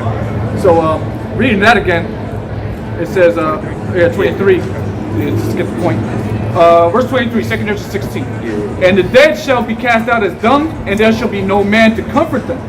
For the earth shall be wasted, and the city shall be cast down. There shall be no man left to till the earth and to sow it. Yeah, so all this little shrubbery around here, all of those guys that come and spray the weed eater shit, the kill the weed shit, all that, there ain't nobody gonna be doing none of that shit, man. There's gonna be weeds growing out of the fucking cracks. The roads are gonna be looking like the I Am Legend, which your brothers got Netflix. They put it on there, so that I suggest brothers watch that. But they got it. This place is gonna be looking like a straight up jungle out here. All these trees gonna be growing into the buildings. You're gonna see vines up on walls. Ain't nobody gonna be growing vegetables either. Like Right, the farms ain't gonna be producing watermelons and whatever, you know. All these orange fields that you see out here in Florida, you're gonna see either you're gonna see no oranges or you're gonna see no oranges that nobody that nobody picked. Yeah, Go ahead. Right. It says, verse 25, the tree shall give fruit, and who shall gather them? Yeah, ain't nobody gonna be. Issachar ain't gonna be at work. Issachar gonna be still working for fucking 30 cents an hour or whatever they get paid. In the concentration camp. Yeah, exactly. Either that or they're in the wilderness, in the wild. Right. It's loose. Trying to survive. Trying to escape the dangers. Eating cactus pears and shit. Maybe they'll be saved when the Lord comes out. We don't know. But they ain't gonna be where you at. You're gonna be by yourself. It says, the grapes shall ripen, and who shall tread them? To make wine and all that. For all places shall be desolate of men. So that one man shall desire to see another, and to hear his voice. For of a city there shall be 10 left, and 2 of the field which shall hide themselves. Yeah, so it said 2. It said 4. Yeah, it's 28 at the top. 28. Yeah. It says, for of a city there shall be 10 left. Yeah, so Tampa is a city. Imagine there be 10 people left in Tampa. You know how empty and lonely this place gonna be, man? This place is gonna be through. You're gonna hear wind howling off the balconies. You're gonna hear complete quietness, really, which is gonna be peaceful unto the elect. The elect is gonna be good, man. We're gonna be like, damn, this is peace. Quietness, no cars. Now to deal with no bullshit, no bills to worry about. And, you know, that's how Jake feels when they go to jail. Except without the quietness. He's like, damn, I ain't got no bills to pay. No Everybody else is gonna drive them crazy because they're gonna, like the scripture said in the 27th verse, that it says you're gonna desire to hear the voice of another. All right, you're gonna be freaking out. You're gonna be like, you're gonna be so depressed and down in the dumps. No hope. Imagine having no hope. Like, done. And you see how people live their lives off of social media. Or getting my likes. Imagine when bitches ain't got no phone with no hearts and no. Damn, these many niggas friend requesting me today. DMs. These niggas in my DMs. Yeah, they ain't gonna have none of that. Oh, you're gonna get a direct message, all right. You're gonna have people mad because their phone died. Because they know they can't recharge it. These young kids, these teenagers, they're gonna be so rebellious. They're gonna be pissed, and they're gonna be the first ones to go out there and pick up the nearest weapon and start killing people. Just like they did with the video games. Like we said a couple times, these niggas on these bikes, these little kids, this is gonna be the worst niggas out here in Tampa. There's gonna be a mob. There's gonna be hundreds of them, and they're gonna get you. If you're a woman, they're gonna get you and they're gonna rape you. All 13, 50 of them. If you're a dude, they're gonna get you and they're gonna beat your ass and they're gonna kill you. That's what they're gonna do. These kids on these bikes out here, they're gonna beat everybody's ass they see. It's gonna be fun. All right, you're gonna have to be the martial law himself. You're gonna have to be the National Guard to take these motherfuckers out. Or a whole nother contrary marauder, a band of thieves, or whatever the hell these niggas is gonna be, man. This is gonna be crazy out here. Like the movie Mad Max. Yep, exactly. To make another point, the scripture said in 28th verse, it says, for of a city there shall be 10 left, and 2 of a field, which shall hide themselves in the thick groves and in the clefts of the rock. So if you happen to run across another motherfucker, this motherfucker's gonna probably end up being your enemy, your biggest enemy. You're gonna be in a bad situation out here. All right, and let's go into to the rest of these people out here in the world, the elect, whoever they may be. The scriptures already told you that you don't worry about that. Right. That's for them. You just do what I told you to do. You don't got to worry about all this shit. I'm telling you. Right, so Rock 40. It's gorgeous, and all that is made for them sinners, for the wicked. Hey, real quick, the brother just read that, talking about that they shall hide themselves in the thick roads and in the cluster of rocks. They show you that in the book, the movie, The Book of Eli, when he came across a lady who was stuck to, chained up to the grocery cart, and she was like, "I want some water," and she was like, "Nah, you just get out of here." And then them 2 guys came from behind the rock. That's what that's talking about, man. People gonna be waiting, setting up traps for people, trying to get food or even kill them and eat them, man. That's how bad it's gonna be out here. You gotta remember, you're the prophets. Right. All right, whether you want to believe it, accept it or not, we're prophesying this happening, all right, here in America. And it's not far-fetched because everything's kind of leading up to that. So we're telling you that this is going to happen, and the only way really to combat that is to get with this. And it worked. If you were an Israelite, you were so-called Black, Hispanic, Native American, it would behoove you to do so. And if you a white person or whatever the case is, if you're listening to this and this makes sense to you, then get with it. And you'll be straight. We're trying to tell you this is some crazy shit that's about to happen out here. Let's get a quick preach. Okay, good. According to what you said. Yep. All right, this is the book of 2nd Ezra, chapter 5, starting at verse 10. It says, "And shall be sought of many, and yet not be found. Then shall unrighteousness and incontinency be multiplied upon earth. One land also shall ask another, and say, Is righteousness that maketh a man righteous gone through thee? And it shall say, No." Verse 12, "At the same time shall men hope, but nothing obtain. They shall labor, but their ways shall not prosper." See, nothing that you do is gonna prosper you, man. It's not gonna bring you closer to feeling okay or feeling comfortable. It's not gonna bring life back to normal. You're gonna keep trying until eventually the missiles come, because that's ultimately, if you survive the famine, you got a sword coming to you. That's right. Okay? That's how easy it gets. Okay? That was it on that? Go ahead. Literally sword.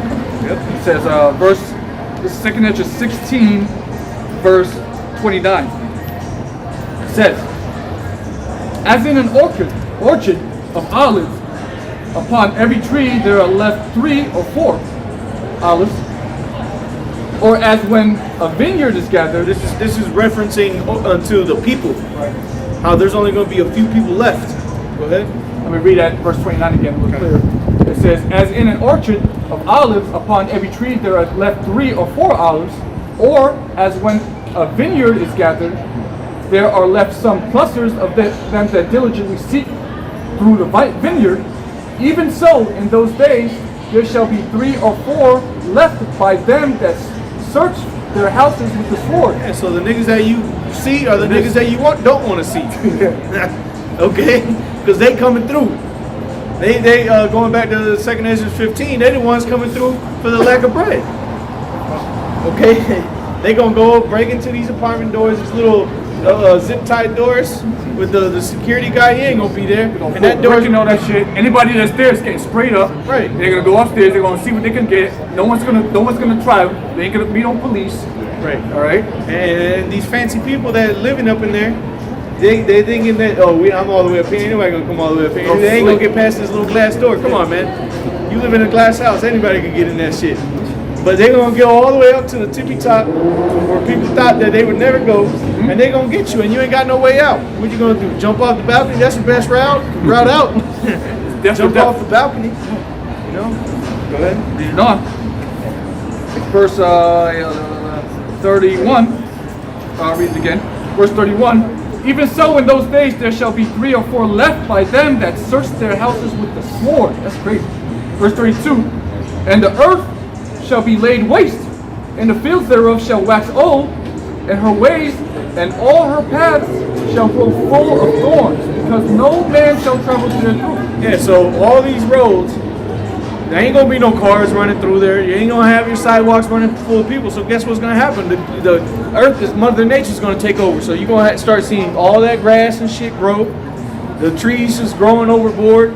You're gonna see bushes, you know, these little bushes on the side of the road just completely grow over the sidewalk. It's gonna be again like the movie I Am Legend. That's what it's gonna look like. Hey, if I can say, there's a show called After Men, I think, or something like that, where they go, it's like day one after human beings disappeared. They start showing about how like the infrastructure start breaking down and everything like that. Basically by like a month or so. If Esau wasn't out here, you know, taming all this stuff, man, everything would just be the earth would take back over, man. You know, it don't take long. It don't even take a whole year, man. And you saw that with COVID. Yeah. Remember? Animals coming out. And the little squirrels coming back to the parks and shit. Wolves, Bears and shit, man. deers, all that good stuff. They all started popping up. Well, all that's gonna happen when these last days come. When ain't nobody able to go to work no more. And we saw that again, these brothers just mentioned in COVID, nobody was going to work really like that.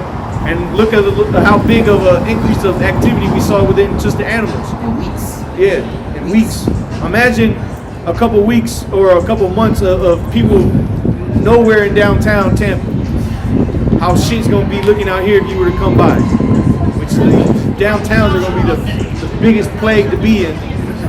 You're gonna want to avoid downtowns, but go ahead, Arthur. Verse 33. The virgin shall mourn. The virgin shall mourn, having no bridegroom. The women shall mourn, having no husbands.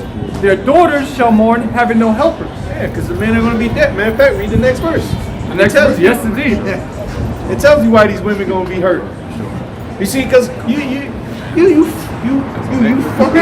fucking. Yeah. But see, you women, man, y'all. Outside of Esau, you women of our people are the proudest bitches out here, man. We gonna put it straight up like that. Y'all proud as hell, man. And judgment, reality is about to kick into y'all, man. And only a few of y'all are gonna find that golden man of Ophir. Okay, but the rest of y'all are gonna perish. You're gonna be hurt, having no helpers, having no bridegroom, having no husbands, all that. Kind of says, been telling y'all women need men. Yeah, that's the spirit. He's had a prime example of a so-called woman that knew she was an Israelite but came all extra wrong. You know, and if you in that mindset just because you know you're an Israelite, how do you know? Hey, you still through, man. Just You just proved it by being a damn rebellious bitch. Exactly. But Reading on, here's the point. Verse 34, 2nd Ezra 16 and 34, listen to this. It says, in the wars shall their bridegrooms be destroyed, and their husbands shall perish of famine. yeah, so where all the niggas go? All the niggas died. That's what happened to all the niggas. Except the war or died in the streets. Right. Why do you think there's gonna be so many women out here looking for somebody to take care of them? And when the spirit has you come across a woman, either her husband's dead or that nigga's gone. He died of the famine or something. You know, so what they gonna do? They gonna see the spirit upon you and they gonna be like, hey, I'll feed myself, I'll clothe myself, just let me be called by that name. Which we already know what that means. Okay, go ahead. Verse 35. Hear now these things and understand them, ye servants of the Lord. Behold, Hear now these things, ye servants of the Lord, man. These words were not meant for everybody. All these prophecies weren't meant for us to tell, hey, come here, we got to tell you. No, this is meant for the prophets, man, for the servants of the Lord. Because we're going to have the understanding. Remember, knowledge, wisdom, and understanding, the seekers were only given unto the prophets. Okay, the elect. And the prophets were to give it to the rest of the election. The rest of the 1/3. Because those were who needed to hear this stuff. 2/3, they don't need to hear this stuff. They're going to know it by death by pain. They've already been ordained. The heathens, we're just telling them, hey, you're going into slavery. Hey, you're going to die. Hey, that's all we got to tell these other nations. But the understanding of these things and all these things, this is meant for who to say? For the servants of the Lord, who are who? The prophets, man. Because we're going to interpret these things and we're going to give it to the rest of the 1/3, whoever they may be. Go ahead. Yes. hear now these things and understand them. And understand them. See, not everybody. Wisdom is not imparted unto everybody. Go ahead. Ye servants of the Lord. Behold, the word of the Lord, receive it. Believe not the gods of whom the Lord spake. Behold, the plagues draw nigh, and are not slack. As when a woman with child in the 9th month bringeth forth her son, with 2 or 3 hours of her birth great pains compass her womb, which pains then the child cometh forth. Yep. They Hey, slack. we've been in that the 2 and 3 hours before the baby came forth, because we getting ready to remember this place is going to be destroyed in 1 hour, like the scriptures say. That's when that baby, so to say, is born. Because what happens? Yahushua is going to come back when the missile's coming. Okay, that's if you think about it as a birth, when the son comes forth, that's Yahushua coming out. And we in the pain, we in that time of the pains right now of travail. We see the prophecies happen. We see the famine starting to come about. You see people starting to suffer, and things are going to continue to get worse until that time when it's time to give birth. Okay, now it's time to start pushing, and then the son comes forth. Yahushua is going to come and deliver us. Okay, go ahead. Right. It says, behold, the plagues draw nigh and are not slack. Verse 38.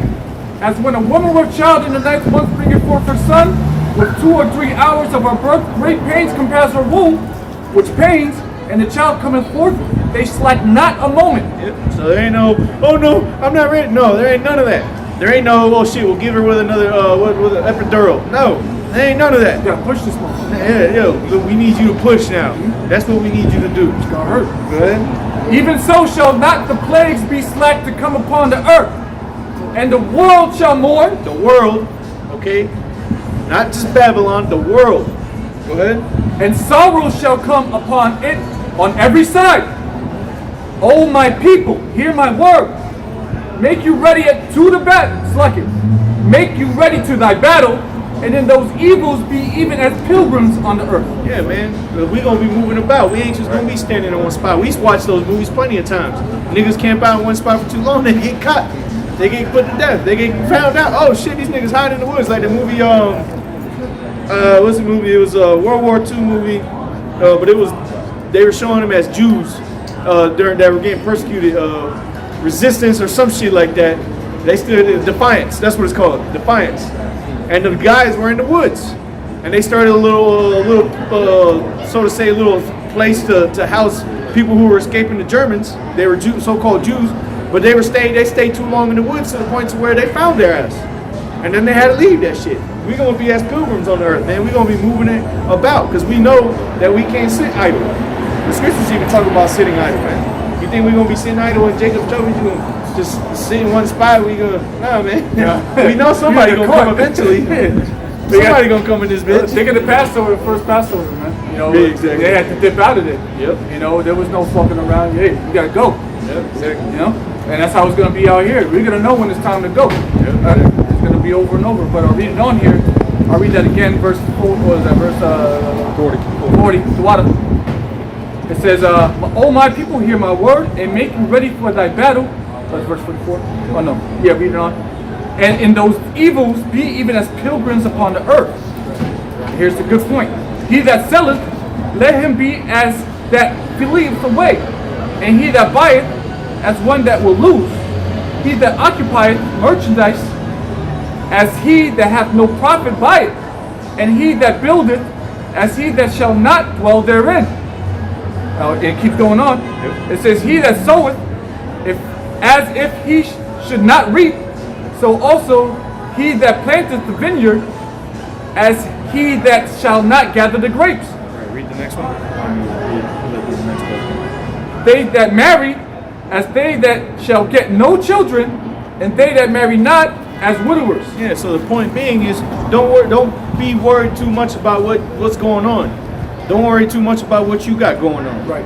Just keep it moving, man. Because that's the time periods we're going to be in. We're going to be like, that. You're going to be like, well, damn, shit, I done build this little tent here, man, and this shit look nice.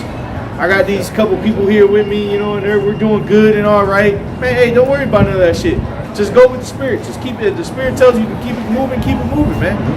It's talking about he that selleth, let him be as he that fleeth away, man. He that buyeth, as he that is as one that will lose, man. So I just buy this shit.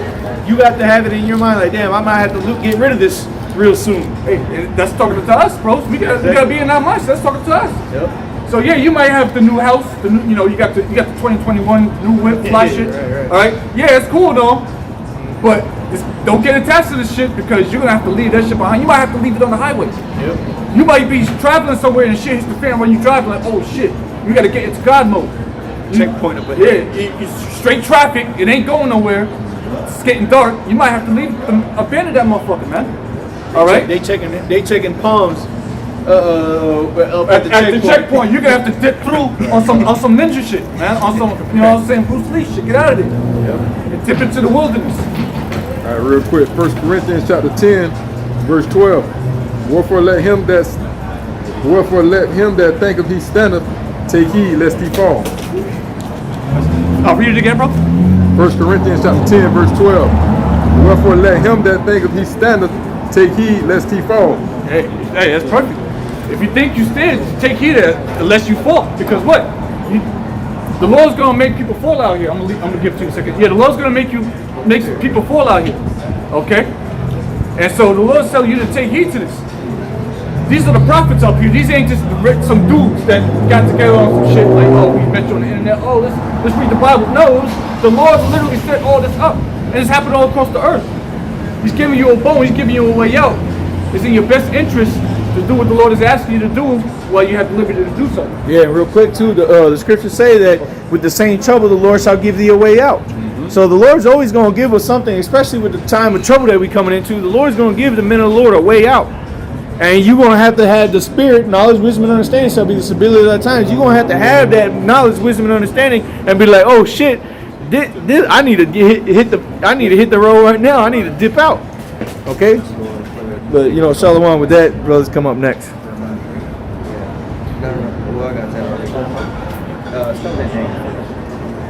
This is the book of Daniel.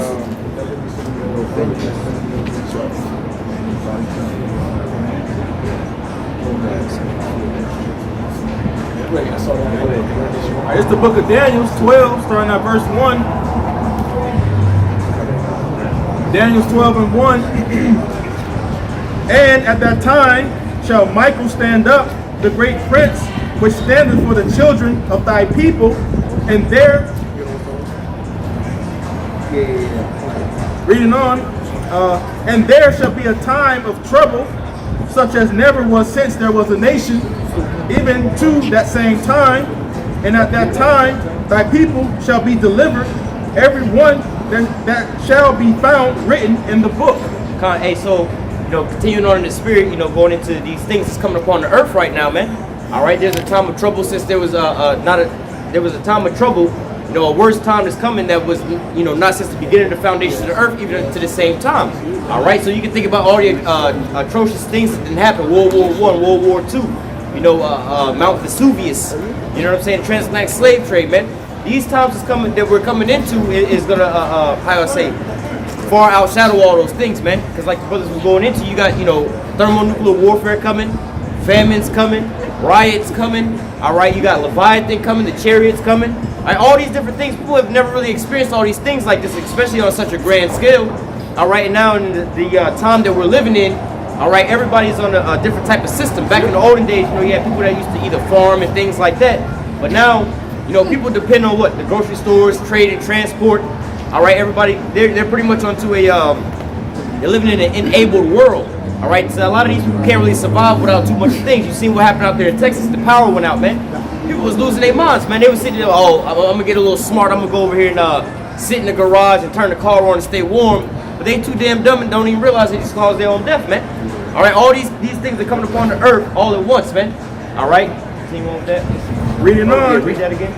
Daniel 12 and 1. And at that time shall Michael stand up, the great prince, which standeth for the children of thy people. And going into that, there's not going to be anything that you're going to be able to do to save yourself in these times, man. Like the brothers was going into. All the money that you got's not going to be able to save you in these times, man. All right, all your doomsday bunkers, all the food you have stored up, these things are not going to save you in these times, man. If anything, this is going to make you put a target on your back, man. Because you're living right now, I'm flexing my bunker, flexing how much food you got stored up and everything like that. But then when you see the people that's misfortunate and seeing these things happen, all right, they're going to start looking at you for those things, man. All right, and we're still living in a time now where you have all these people getting evicted. Unemployment is going up. All right, I know like where I work at, in the plaza that I work in, it's like a Publix plaza. you know, when I be coming into the plaza or whatever, at the end of the day, sometimes there's a family that be out there, right? It's a mother, father, and like 3 kids. They be out there with the little minivan, living out their minivan with a sign to them saying, hey, we falling on hard times. These don't look like your typical quote-unquote homeless people that's been homeless the whole time. These look like regular, everyday working people, man. All right, got a so-called modern-day looking car. All right, modern-day looking clothes. Everything on them look like they, you know, if you seen them walking up and down the street, you would think that they are regular people, man. All right, but now these people out here homeless, man, doing whatever they can. You got the mother, the father, the kids, all of them living in this damn minivan, man. All right, and these are just what, the beginning of sorrows that we're living in right now, man. All right, you know, the Most High kind of like put the brakes on it a little bit from 2020 and 2021. But like the scriptures say, when they should say peace and safety, then shall sudden destruction come upon thee. All right, so don't get it twisted. Be like, oh shit, things is lightening back up. The society's opening back up. We can go do these things. Oh, y'all was tripping. The destruction ain't coming. That's how the thief is gonna come and get your ass in the night, man. All right, because when you least expecting it is when that destruction is gonna come and get you, man. But if you expected it and everything like that, then what? You can try to plan and plot and things like that, man. Nobody's expecting 2020 to roll around and everything to get shut down with the pandemic, man. Think about how many vacations, birthday parties, graduation parties, and all these things that was canceled, man. And the Passover, some of them cats playing their Passover. Yeah, kind of last year. And they didn't get a chance to pop it off. Yeah. And then you see that, you know, you got some of them want to have a little fashion shows and things like that this year, man. All right, but they're not in the right mindset, right? The scriptures say be sober. All right, you have to be sober in these things and be thinking about the times, measuring the times diligently where we at, man. You know, just because we see things are so-called lightening up and people are going back out to this immerse, you know, it's not like we should be taking breaks or anything like that, but the fact that we know, hey, the Most High about to come with another swing. Yep, real quick, preacher to back you up. This is Luke chapter 12 and verse 40. Luke chapter 12 and verse 40 says, be ye therefore ready also, for the Son of Man cometh at an hour when you think not. Hey, perfect scripture right there, man. All right, so, you know, again, you have a lot of people, you know, being out here a couple years, man, you see like the mindset to these people, man. You know, my first couple years out here, people was out here walking by, laughing and scoffing, talking all kind of shit. 2020 came around, nobody want to come up, or if they do, they want to ask for guidance and things like that, man. All right, so now look, we're about to start coming into a time where, you know, they about to start opening up these cities massively and everything like that. People want to think that everything is getting good. Oh, we getting stimulus checks, everything. Where's that at? They should think that the victuals, second entrance, 16 victuals will be so good. Can you grab that real quick? Yeah, 21. They getting these stimulus checks and everything like that, back to back to back. They don't realize they're being led to the slaughter with these things, man. Getting put on that universal basic income. All right, they're taking your legs from up under you, man. All right, you got it. This is the book of 2nd Ezra, chapter 16, verse 21. Behold, victuals shall be so good cheap upon earth, that they shall think themselves to be in a good case, and even then shall evils grow upon earth, sword, famine, and great confusion. Hold that. Read that real quick. We're gonna go read that one more time. Luke. Yeah. It's Luke chapter 17, and then Big shooting. start at verse 26.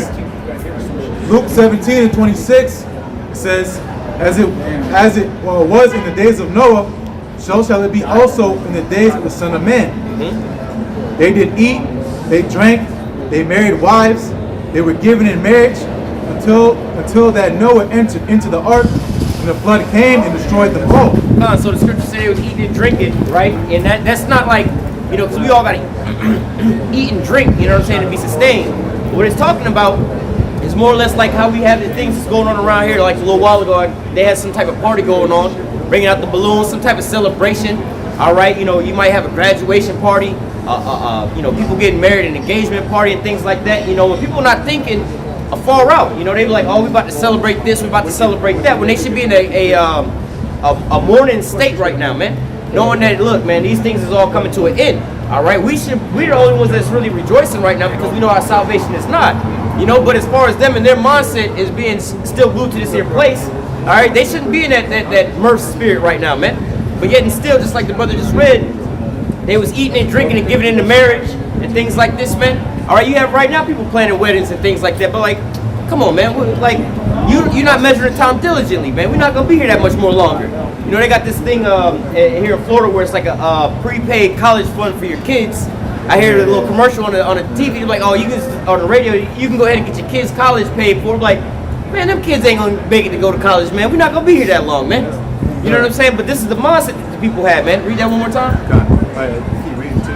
Go into a lot. Luke 17 and 27, it says they did eat, they drank, they married wives, they were given in marriage until the day that Noah entered into the ark, and the flood came and destroyed them all. Real quick, you know, when they marry their wives and things like that, you know, it's just like, you know, you go get a old lady, then you get a wife, you know, y'all get married, but then you have these plans into y'all minds, because see, this isn't, oh, you just got married, that's the end all be all, you know. Typically, people want to get married, all right, buy a house, which takes time. They have a family, have some kids, raise them up, get a dog, then start vacation. So this is a long thought out process that winds up happening when you like, oh, let's go get married. So their mindset is, we gonna be here in America forever, man. These things are gonna keep going on, man. But that's not so, man.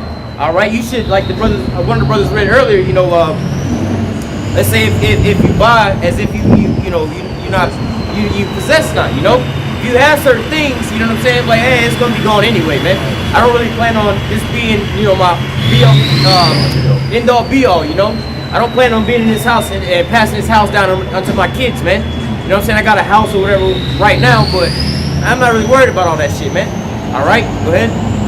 Luke 17 and 28, it says, likewise also, as it was in the days of Lot, they did eat, they drank, they bought, they sold, they planted, they builded, but the same day that Lot went out of Sodom, it rained fire and brimstone from heaven and destroyed them all.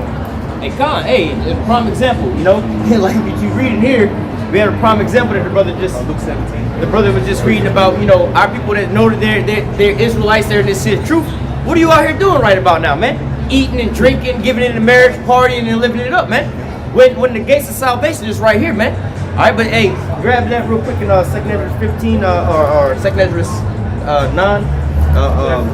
That's when the gates of repentance was open unto them. What you got? Yeah, I was gonna make a point real quick. Go ahead. They said they bought and sold. You know, so that's how you know it's gonna be a structure still. You know, because there was still shit going on prior to, you know, Noah and Lot leaving. You know, those places were gonna be destroyed. So, you know, there's gonna be buying and selling. You know, it's gonna be pretty much shit going on. Green zones, what we're saying. You know, and then the destruction's gonna come. You know, right. And that's why the only hedge is of the elect. You know, because it says the Lord is long suffering towards us. Right. You know, because you know, think about getting the scenario in. The Lord told the angels He's holding back the four winds until you know the elect is sealed. The mark of the forehead. You know, and that's ultimately what it is. The way the elect is sealed, delivered, then this place was destroyed. But it says Ecclesiastes 8th chapter, because sin is against the evil, it's not actually speaking. They think the hedge is here, or we can just be evil. But the point is that you just have to much pay for it. Right. Hey, we're right now, you know, making our bodies a living sacrifice. All right, giving up the pleasures of this here world. All right, like the scriptures is saying, you know, it's you know, we're living as if we possess it not in this here place, man. We don't have no long-term investment in this place, no long-term stake in this place, man. That's how we're living right now. But everybody else is like, nah, we want things to keep going. That's why they get mad at us when we talk about this place going to get destroyed. Like, nah, I want to keep going in this bad boy. If this place get destroyed, how am I going to go to college and finish college? This place get destroyed, how am I going to buy my house here? This place get destroyed, how am I going to start my business here? You know, so this is why they have these mindsets to these things, man. But lo and behold, they should be preparing themselves for the great day of the Lord, man. And especially if you so-called know yourself as an Israelite, man. Go ahead and read that. This is the book of 2nd Ezra, chapter 9, starting at verse 9. Hey, because game time is over, especially for 2/3 of you so-called Negroes, Latinos, and Native Americans. Before you get that, give me Ezekiel chapter 9 and verse 5. So Ezekiel chapter 9. Well, give me 4 first, just to bring it all the way through. Ezekiel 9 and verse 3 says, "And the glory of the Most High of Israel, or the power of Israel, was gone up from a cherubim, whereupon he was to the threshold of the house. And he called to the man clothed with linen, which had the writer's inkhorn by his side. And the Lord Yahweh said unto him, Go through the midst of the city, through the midst of Jerusalem, and set a mark upon the foreheads of the men that sigh and cry for all the abominations that be done in the midst thereof." Right, and when you go into that word mark, it's a mark of exemption from judgment. All right, now you have it says, "Wisdom crieth without in the chief concord places." All right, we're in the downtown areas in these major cities. trying to wake our people up and educate our people, man. And the brother read earlier in Isaiah 14:1 about the strangers being cleaving unto the Israelites, right? And so this is what you have happening. You know, before I came into this in truth, there was some brothers that was out here, heard the word, and I'm cleaving unto them. You know, more brothers are hearing the word, cleaving unto this here word, man. So right now you have the Lord is sending for many fishers right now to fish them, the elect. All right, and this is what you have going on right now. So look, the Lord said, look, put a mark onto the foreheads of the men that sigh and cry for all the abominations thereof, right? They're the spirit of mourning and woe. You know, oppression maketh the wise man mad. So this is what we're spending our time doing right now, hastening the day of the Lord, man, trying to get the hell up out of here, man. We're not out here eating and drinking and marrying and living it up here in Babylon, man. We don't take no pleasure in this here place, man. This place is polluted and it's destroying us, man. And we know and we understand these things, man. So we're hastening to get the hell up out of here, man. All right, go ahead. Ezekiel 9, verse 4, it says, and the Lord Yahweh said unto him, go through the midst of the city, through the midst of Jerusalem, set a mark upon the foreheads of the men that sigh and cry for all the abominations that be done in the midst thereof. Right, that don't sound like that they having a good old time. They're not in the spirit of murder, partying and living it up, man. All right, they're actually focused on the things at hand, man. All right, this hell, these sins that's reaching unto heavens, man. All right, go ahead. Ezekiel 9 verse 5, it says, and to the others he said in mine hearing, go ye after him through the city and smite. Yeah, go ye after him through the city and smite. Let not your eyes spare, neither have ye pity. Hey, Thruski. Hey, that's like America, man. Thruski. Esau is falling and falling and falling. Call Allah Yahweh Shimi Amshah, man. This is the spirit we're supposed to be in, man. To see the downfall of our goddamn enemies, man. All right, you got the rest of our people out here walking hand in hand with it while the Most High is putting in work on these goddamn Edomites, man. These niggas is through, man. All right, and you think that you out here walking hand in hand with these Edomites and living it up and everything like that, where the Most High is putting in this here work on this place, man. You think the Lord's gonna save you and deliver you out of this place while you cleaving unto this place, man? We rejoice seeing this type of shit, man. This is the end of our enemies, man, and the raising up of the elect of Israel, man. All right, go ahead. Go back to verse 5. Ezekiel 9 verse 5, and it said, this nigga just pissed over there. Now he's over there throwing up in his own piss, man. This place is through, man. This is how America is, man. Gonna sit here wallow and fester in their own shit, man. Wallow in the mire. Go ahead, bro. It's Isaiah 19 and verse 14. It says, the Lord Yahweh hath mingled a perverse spirit in the midst thereof. And they have caused Egypt to err in every work thereof. As a drunken man staggereth in his vomit. There you go. There you go. Motherfucker just came over and pissed in the corner out of his knee, returned back to his old piss, and throwing up in it now, man. Hey, but this is a spiritual thing about what's going on here in America, man. America, like the scripture say in the book of Job, man, he set a snare for his own self, man. A trap for his own self, man. Grab that real quick in the book of Job, man. Job, I want to say 18, I think, or no, 11, possibly. Grab it real quick. But hey, this is all spiritual, you know, spiritual signs that the Most High is showing us and blessing us with. But 2/3 of our people, they walk by, they're blind and seeing these things, man. All right, but this is how do I say, future predictions of what's to come here in America, man. You got it? No.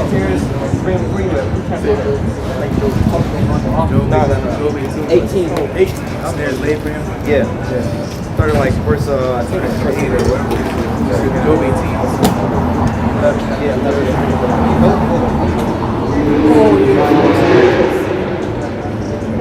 Verse 8. It's the book of Job 18, verse 8. Job 18, verse 8. Well, really, hold on. Let's start off. Start at the top. Start at the top. This is Job 18, though.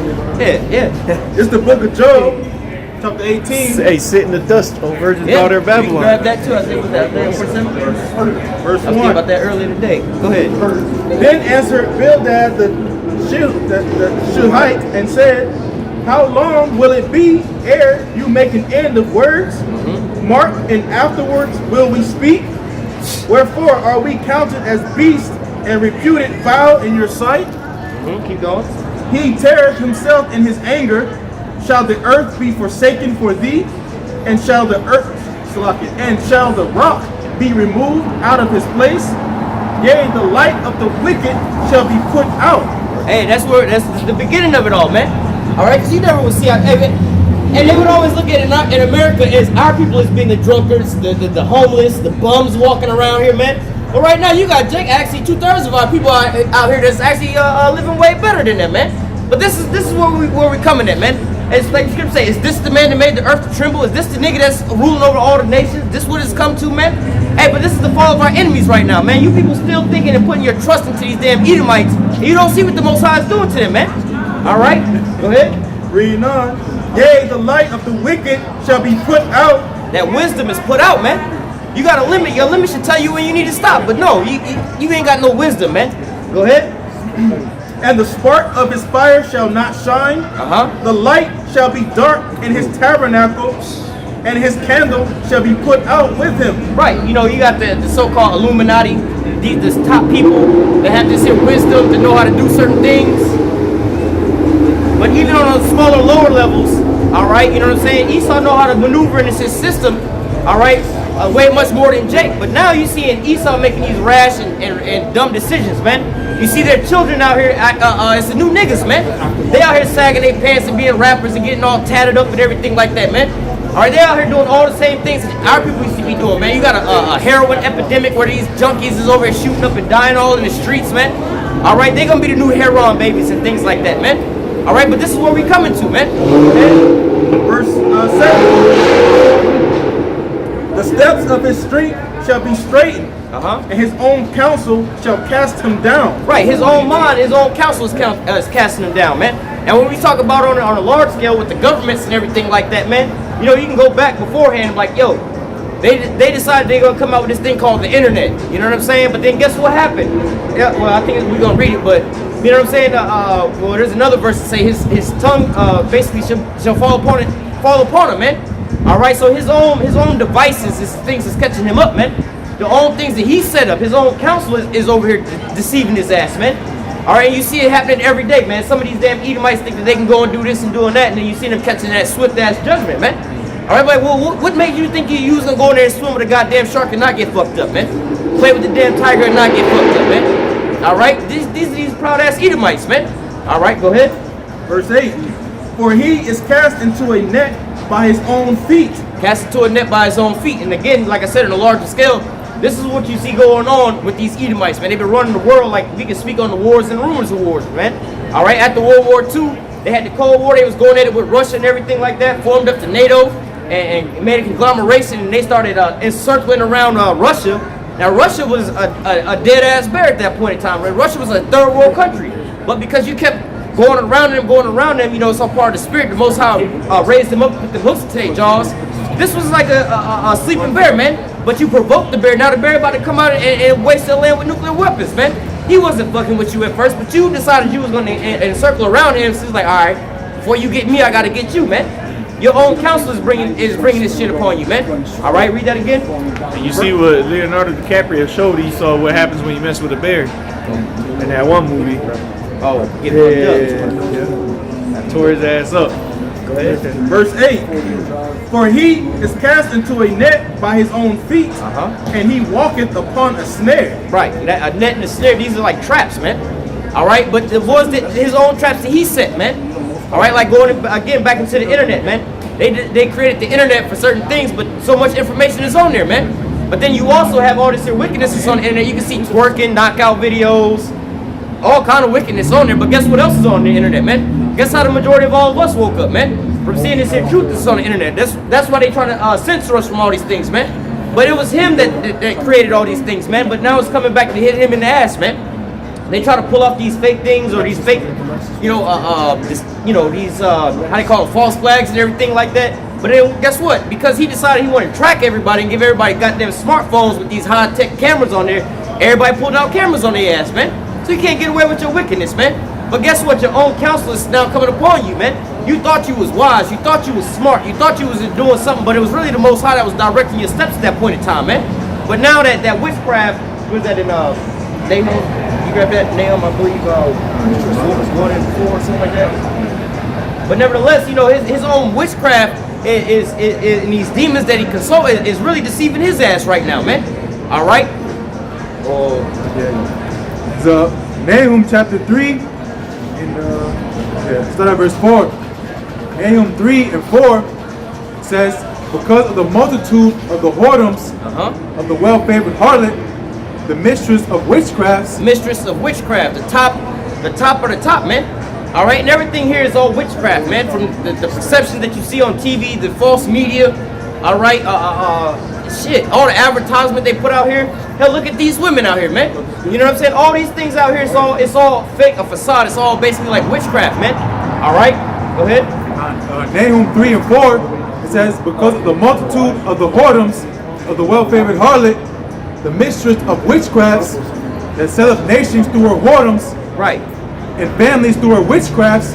Right, hey, set up these nations through a whoredom and these families through a witchcraft. Because see, you have on these TVs and things like that, and just in the school systems, they push the feminist movement, they push these ideas, and look, he done dropped some money over there too. See, it just rolled up under the wood.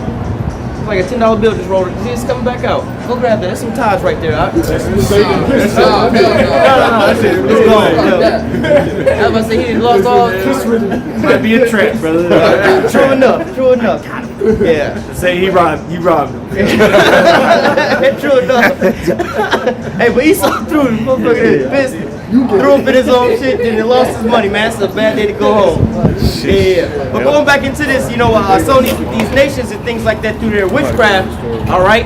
This is what America's been doing chiefly, man. But now, the majority, you got a lot of our people that's waking up.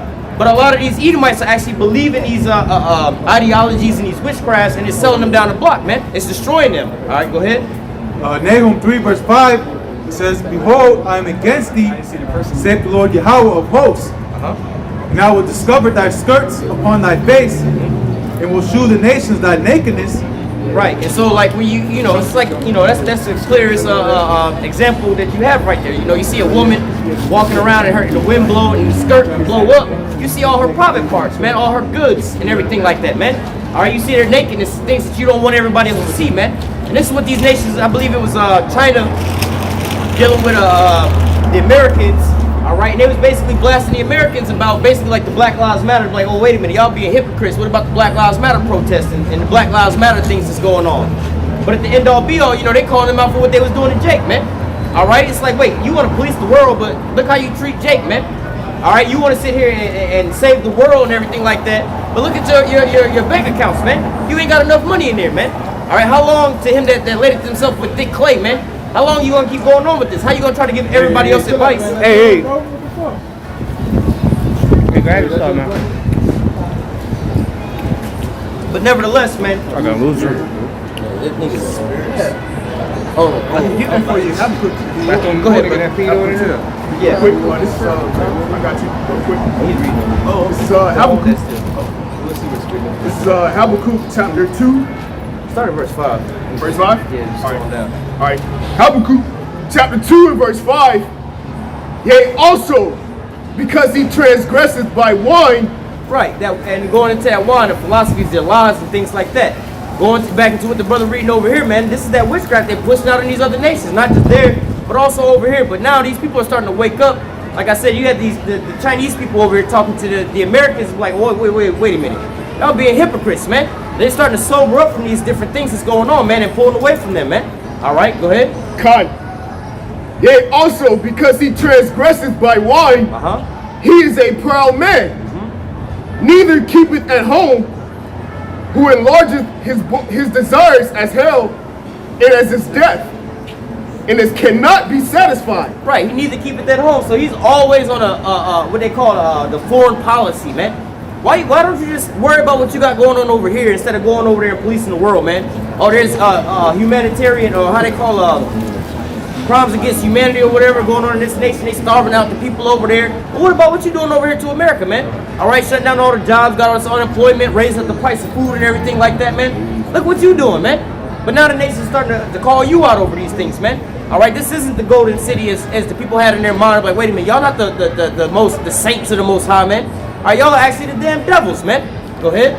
But gathered unto himself all nations, and heapeth unto him all people. And why does he do that, man?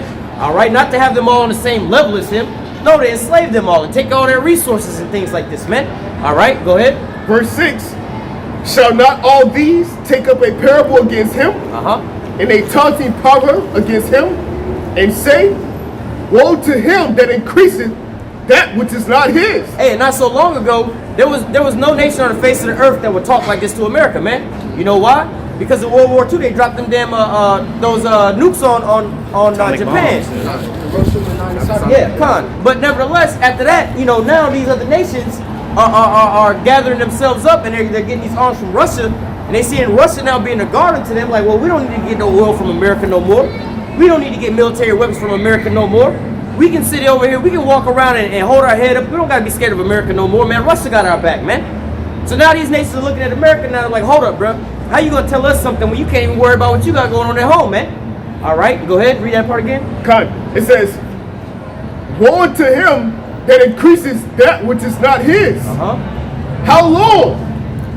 And to him that ladeth himself with thick clay. Right, so prime example, since 2001 and to this very day, 20 years, man. America has had their little red ass over in Afghanistan, Iraq, all right, all over the Middle East, doing what? Stealing their resources, killing off their people, man, spreading their quote-unquote democracy over there, man, infiltrating the minds of those people and everything over there, man. But Saddam Hussein was alive and over there living in Iraq, man. You didn't have them women walking around twerking and shit, man. All right, wanting to be open up OnlyFans and doing all kind of things like that, man. TikToks and things like that. But guess what? Esau went over there and spread his so-called democracy over there. Now look at the value of their women and the monsters of their people, man. All right, this is what happened, man. All right. Verse 7, shall they not rise up suddenly? That shall bite thee, and awake, that shall vex thee. Right, so you got countries as small as the Philippines. You know what I'm saying? It ain't big as shit, man. That's like, I think Florida might be bigger than the whole Philippines. But you got Rodrigo Duterte over there like, look, man, you can't tell me what I can and can't do, where I can and can't buy guns from. We don't want to hear all that shit, man. Now, what would make somebody do something like this? And when your country is like the size of Florida, and the United States is like, that's just one state over here, man. The Lord is putting a spirit on these nations right now, man, to raise them up, man. All right, now these nations, can you get that in, I think it's Isaiah 14, or thou come weak as us. But now, all of a sudden, these nations are getting on some type of level, man. Can you give me Joel chapter 3? And it's talking about 3 and 9, basically. What are like, Hey, can I, if I may say, just to back you up, that's why the tensions between America and Russia, as you can see, Elder Apostle Roma did a video with Turkey, in their alliance with Russia, man. And this is all prophecy going into Ezekiel the 38th chapter, man. Okay, Togarmah, Gomer, all right, and Russia, all right, being a land of Gog and Magog, being a guard unto these nations, man. You see? So now what we have here is, and then the Spirit of Power Yahweh Shai, just to back you up, Iran just released one of their missile cities. One of their missile cities, man. Which they been had missile cities, man. See? So when we say 200 million missiles, it's recorded in the scriptures and they showing it to you in your face, man. Right, and then going into that, you don't necessarily have to have what you would see as those missiles, what you think of as missiles. That's just the vehicle, man. All right, and what they call the warhead, like the Satan 1 and Satan 2, they can have up to 15 different warheads in there, man. So with your eyes, you can see one missile, but it's like 15 warheads that's going to rain back down on the earth. 15. Yeah. So, you know what I'm saying? Hey, it's not, it's how the whole earth is going to reel to and fro, man. But go ahead. Habakkuk chapter 2 and verse 7, it says, shall they not rise up suddenly, that shall bite thee, and awake, that shall vex thee, and shall be for booties unto them. Right, so they starting to wake up now to this BS that America's been spewing out, man. All right, all the different things that they got going on, and all the different lies and the facades that they got going on. All right, these other nations are starting to wake up to it now. And not only that, man, these other nations are starting to also wake up to the fact that Babylon ain't really got the goods that they thought that they had, man. All right, this is why, like the brother was going into, I actually did a video on this just the other day about situation with Turkey, man. Turkey is pissed off with America right now for that comment that Biden made against yeah, he called him a killer, Vladimir Putin, man. He's like, this is not how you're supposed to be talking to people and everything like that, man. But that's one of their allies. That's a NATO ally. But what can America do to Turkey, man? Nothing. Because why? They got the S-400 over there now, man. Sir. They also was help building and components of the F-35 plane over there, man. So when you go into like scriptures like Obadiah 1 and 7, the men that eat thy bread, they deceive you, they brought you to the border, man. So again, we're watching the downfall of Esau right now as we speak, man. Go ahead. Kindness. those that have been at peace with thee have deceived thee. And that's just the first NATO country that's turning against the horde. The beast shall hate the horde. Well, it's happening, you know, starting with Turkey. They're the first openly one to come out and say it, you know. Brexit, you know, all those. Brexit. Well, I got him over something else. Okay, got it. Habakkuk chapter 2 and verse 8. It says, because thou hast spoiled many nations, all the remnant of people shall spoil thee. Hey, that's what these nations are being prepared to do right about now, man. All right, let it on that. A little bit more. Go ahead. Because of man's blood, and for the violence of the land, of the city, and all that dwell therein. Con, what you told him? Well, give me that first.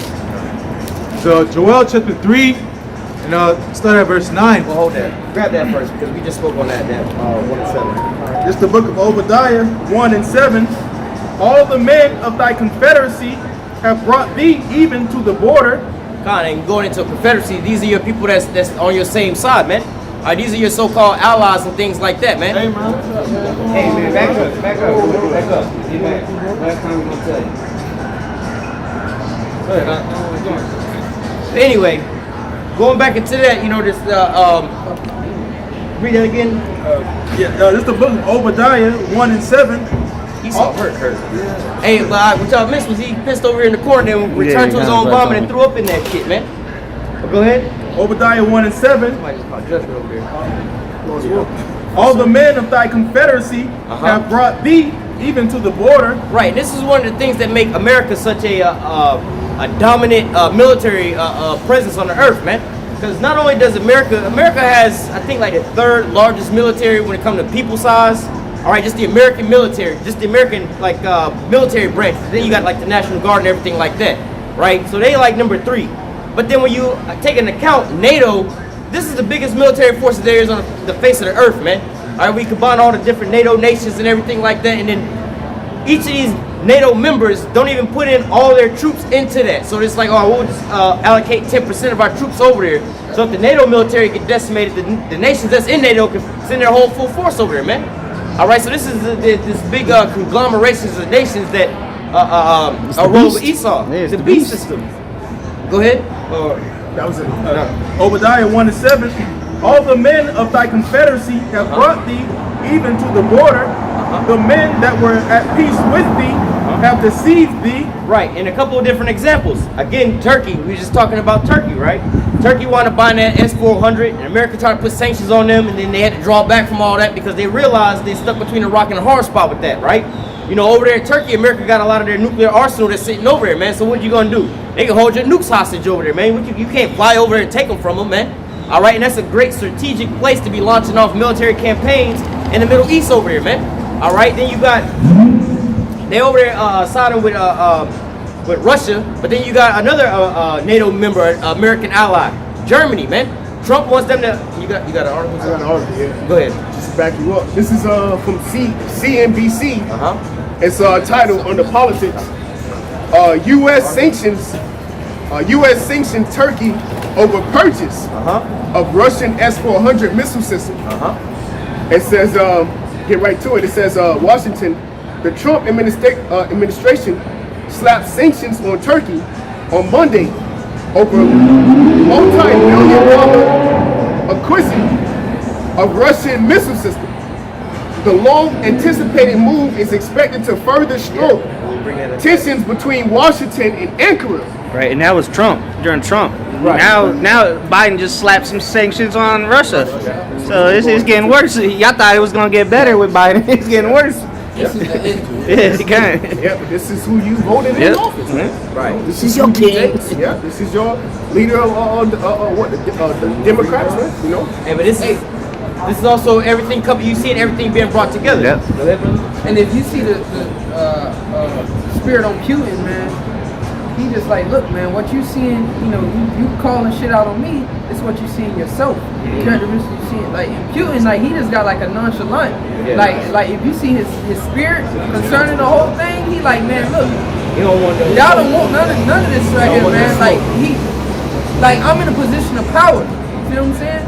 if I may back you up. That's why Elder Yashrom did a video and on the meeting that Joe Biden and Putin had, and Biden said pretty much like, you don't have no soul in you. Why is that? Because Ezekiel 38, what the scriptures say, I will turn thee back and put a hook in thy jaw. And thou shalt think the evil thought. Yeah, so the Lord has put the spirit on Putin to be in that demeanor, to what? Be a guard unto these nations. That's right. That's right. So there's nothing that, so prophecy is being fulfilled. Got an angel on him. Yeah. Working on his mind. Yes. Proverbs 21:1. Yeah, I agree. Proverbs, you said Proverbs 21:1? It's Proverbs, one sec. Chapter 21, verse 1. It says, the king's heart is in the hand of Yahweh, Bashem Yahushai. As the rivers of water, he turneth it whatsoever he will. Right, so when you look at a river, the river is being guided and directed by what? The river banks. Same way as the minds of these kings, man, is being directed by the Most High, man. Again, you got Iran over there being puffed up. All right, you got Russia over here being a guard to these other nations. All right, you had Bashar al-Assad not too long ago when Obama was in office talking shit about him, man. Now you got Turkey and them like, nah, look, bro, you can't be talking about our allies over there, even though we friends, but actually I'm looking over there a lot more than I'm looking over at this side right now, man. So that resistance is gaining momentum. Yeah. That's what's happening. That resistance is gaining momentum. Like, oh yeah. You know, I say enemy of my enemy is my friend. Yeah. You know, pretty much helping me out. You know? Yeah, all these nations smell blood in the water. Exactly. Yeah. They see America's a fucking joke. Why would you want to be friends with the class, the class moron? The one that's going down. Yeah, the bullies are always beating them up. You know. I don't know if you brothers see that movie Chronicles of Riddick. Yeah. You remember the chick, the black chick, the Jake. She was like, get him now while he's wounded. Mm-hmm. And then that's when the dude was finna get ready to take the throne and kill him. Then Riddick came in and stabbed him. But the point was, get the beast while he is wounded. And right now the beast is wounded. Once again, showing this is Rome all over. The beast is being wounded again, man. You know, it's spiritually wounded. So now what the nations, like the brother said, they smell blood in the water. Now they finna get it. They coming over that hangover, man. You know, now the nations are mad, man. Now everybody getting ready to shoot missiles on this place. That's right. We got an article. It says the Trump administration slapped sanctions on Turkey on Monday over a multi-billion-dollar acquisition of Russian missile system. The long-anticipated move is expected to further stoke tensions between Washington and Ankara in the weeks ahead of President-elect Joe Biden's ascension to the White House and send a message to foreign governments. So this was a while back. It says considering future weapons deal with Russia. I'll jump down. It says the S-400s, a mobile surface-to-air missile system, is said to pose a risk to the NATO alliance as well as the F-35, America's most expensive weapon platform. Right. Why does it pose a threat to NATO? Is because, see, with NATO, they all trying to upgrade to this F-35 plane, which would give them air superiority, the most dominant thing on the battlefield. But if you got a missile defense system that can shoot that bad boy out the sky, you really ain't got no military, man. You really ain't got nothing that you can do, man. All right, because you're not gonna send troops over there trying to invade the land. You ain't got enough troops for all that, man. That's a big ass land you trying to invade. So what you would do is go over there, fly and drop bombs on their ass. But if they can see your plane flying from miles away coming in, and they can shoot your shit down from miles and miles away, what's the point? You'll be losing planes before you even see the coastline or the place you're trying to bomb, man. All right, go ahead. All that money is all obsolete, man. It's like you finally develop it. You know, you made this here new movie out, all right, and you're getting a billion copies pressed up on VHSs and everything like that. And then by the time you go and stock them in the stores on the shelf, by the time you be able to go and get your VHSs stocked on the shelves, you know, they stop selling VHSs, man. They all going digital. You streaming everything, man. Or you done pressed up all these cassette tapes and CDs, and then you realize none of the cars got CD players and tape players in them no more, man. You done wasted all your money over here trying to develop something, now it's all obsolete, man. And this is what, you know, America being caught in their own snares with all these different things, man. All right, go ahead. Hey, real quick, which is symbolic to that's why they was so harsh on like electric vehicles, because they had to invest so much money into oils. All right, so it's like they would kill anybody. Like you would come up with a car that runs off of water, they'll get rid of you. A car that runs off electricity at one point in time, they would get rid of you. Like they wouldn't want, because they invested so much money in the oil. So it's like you pretty much going to waste.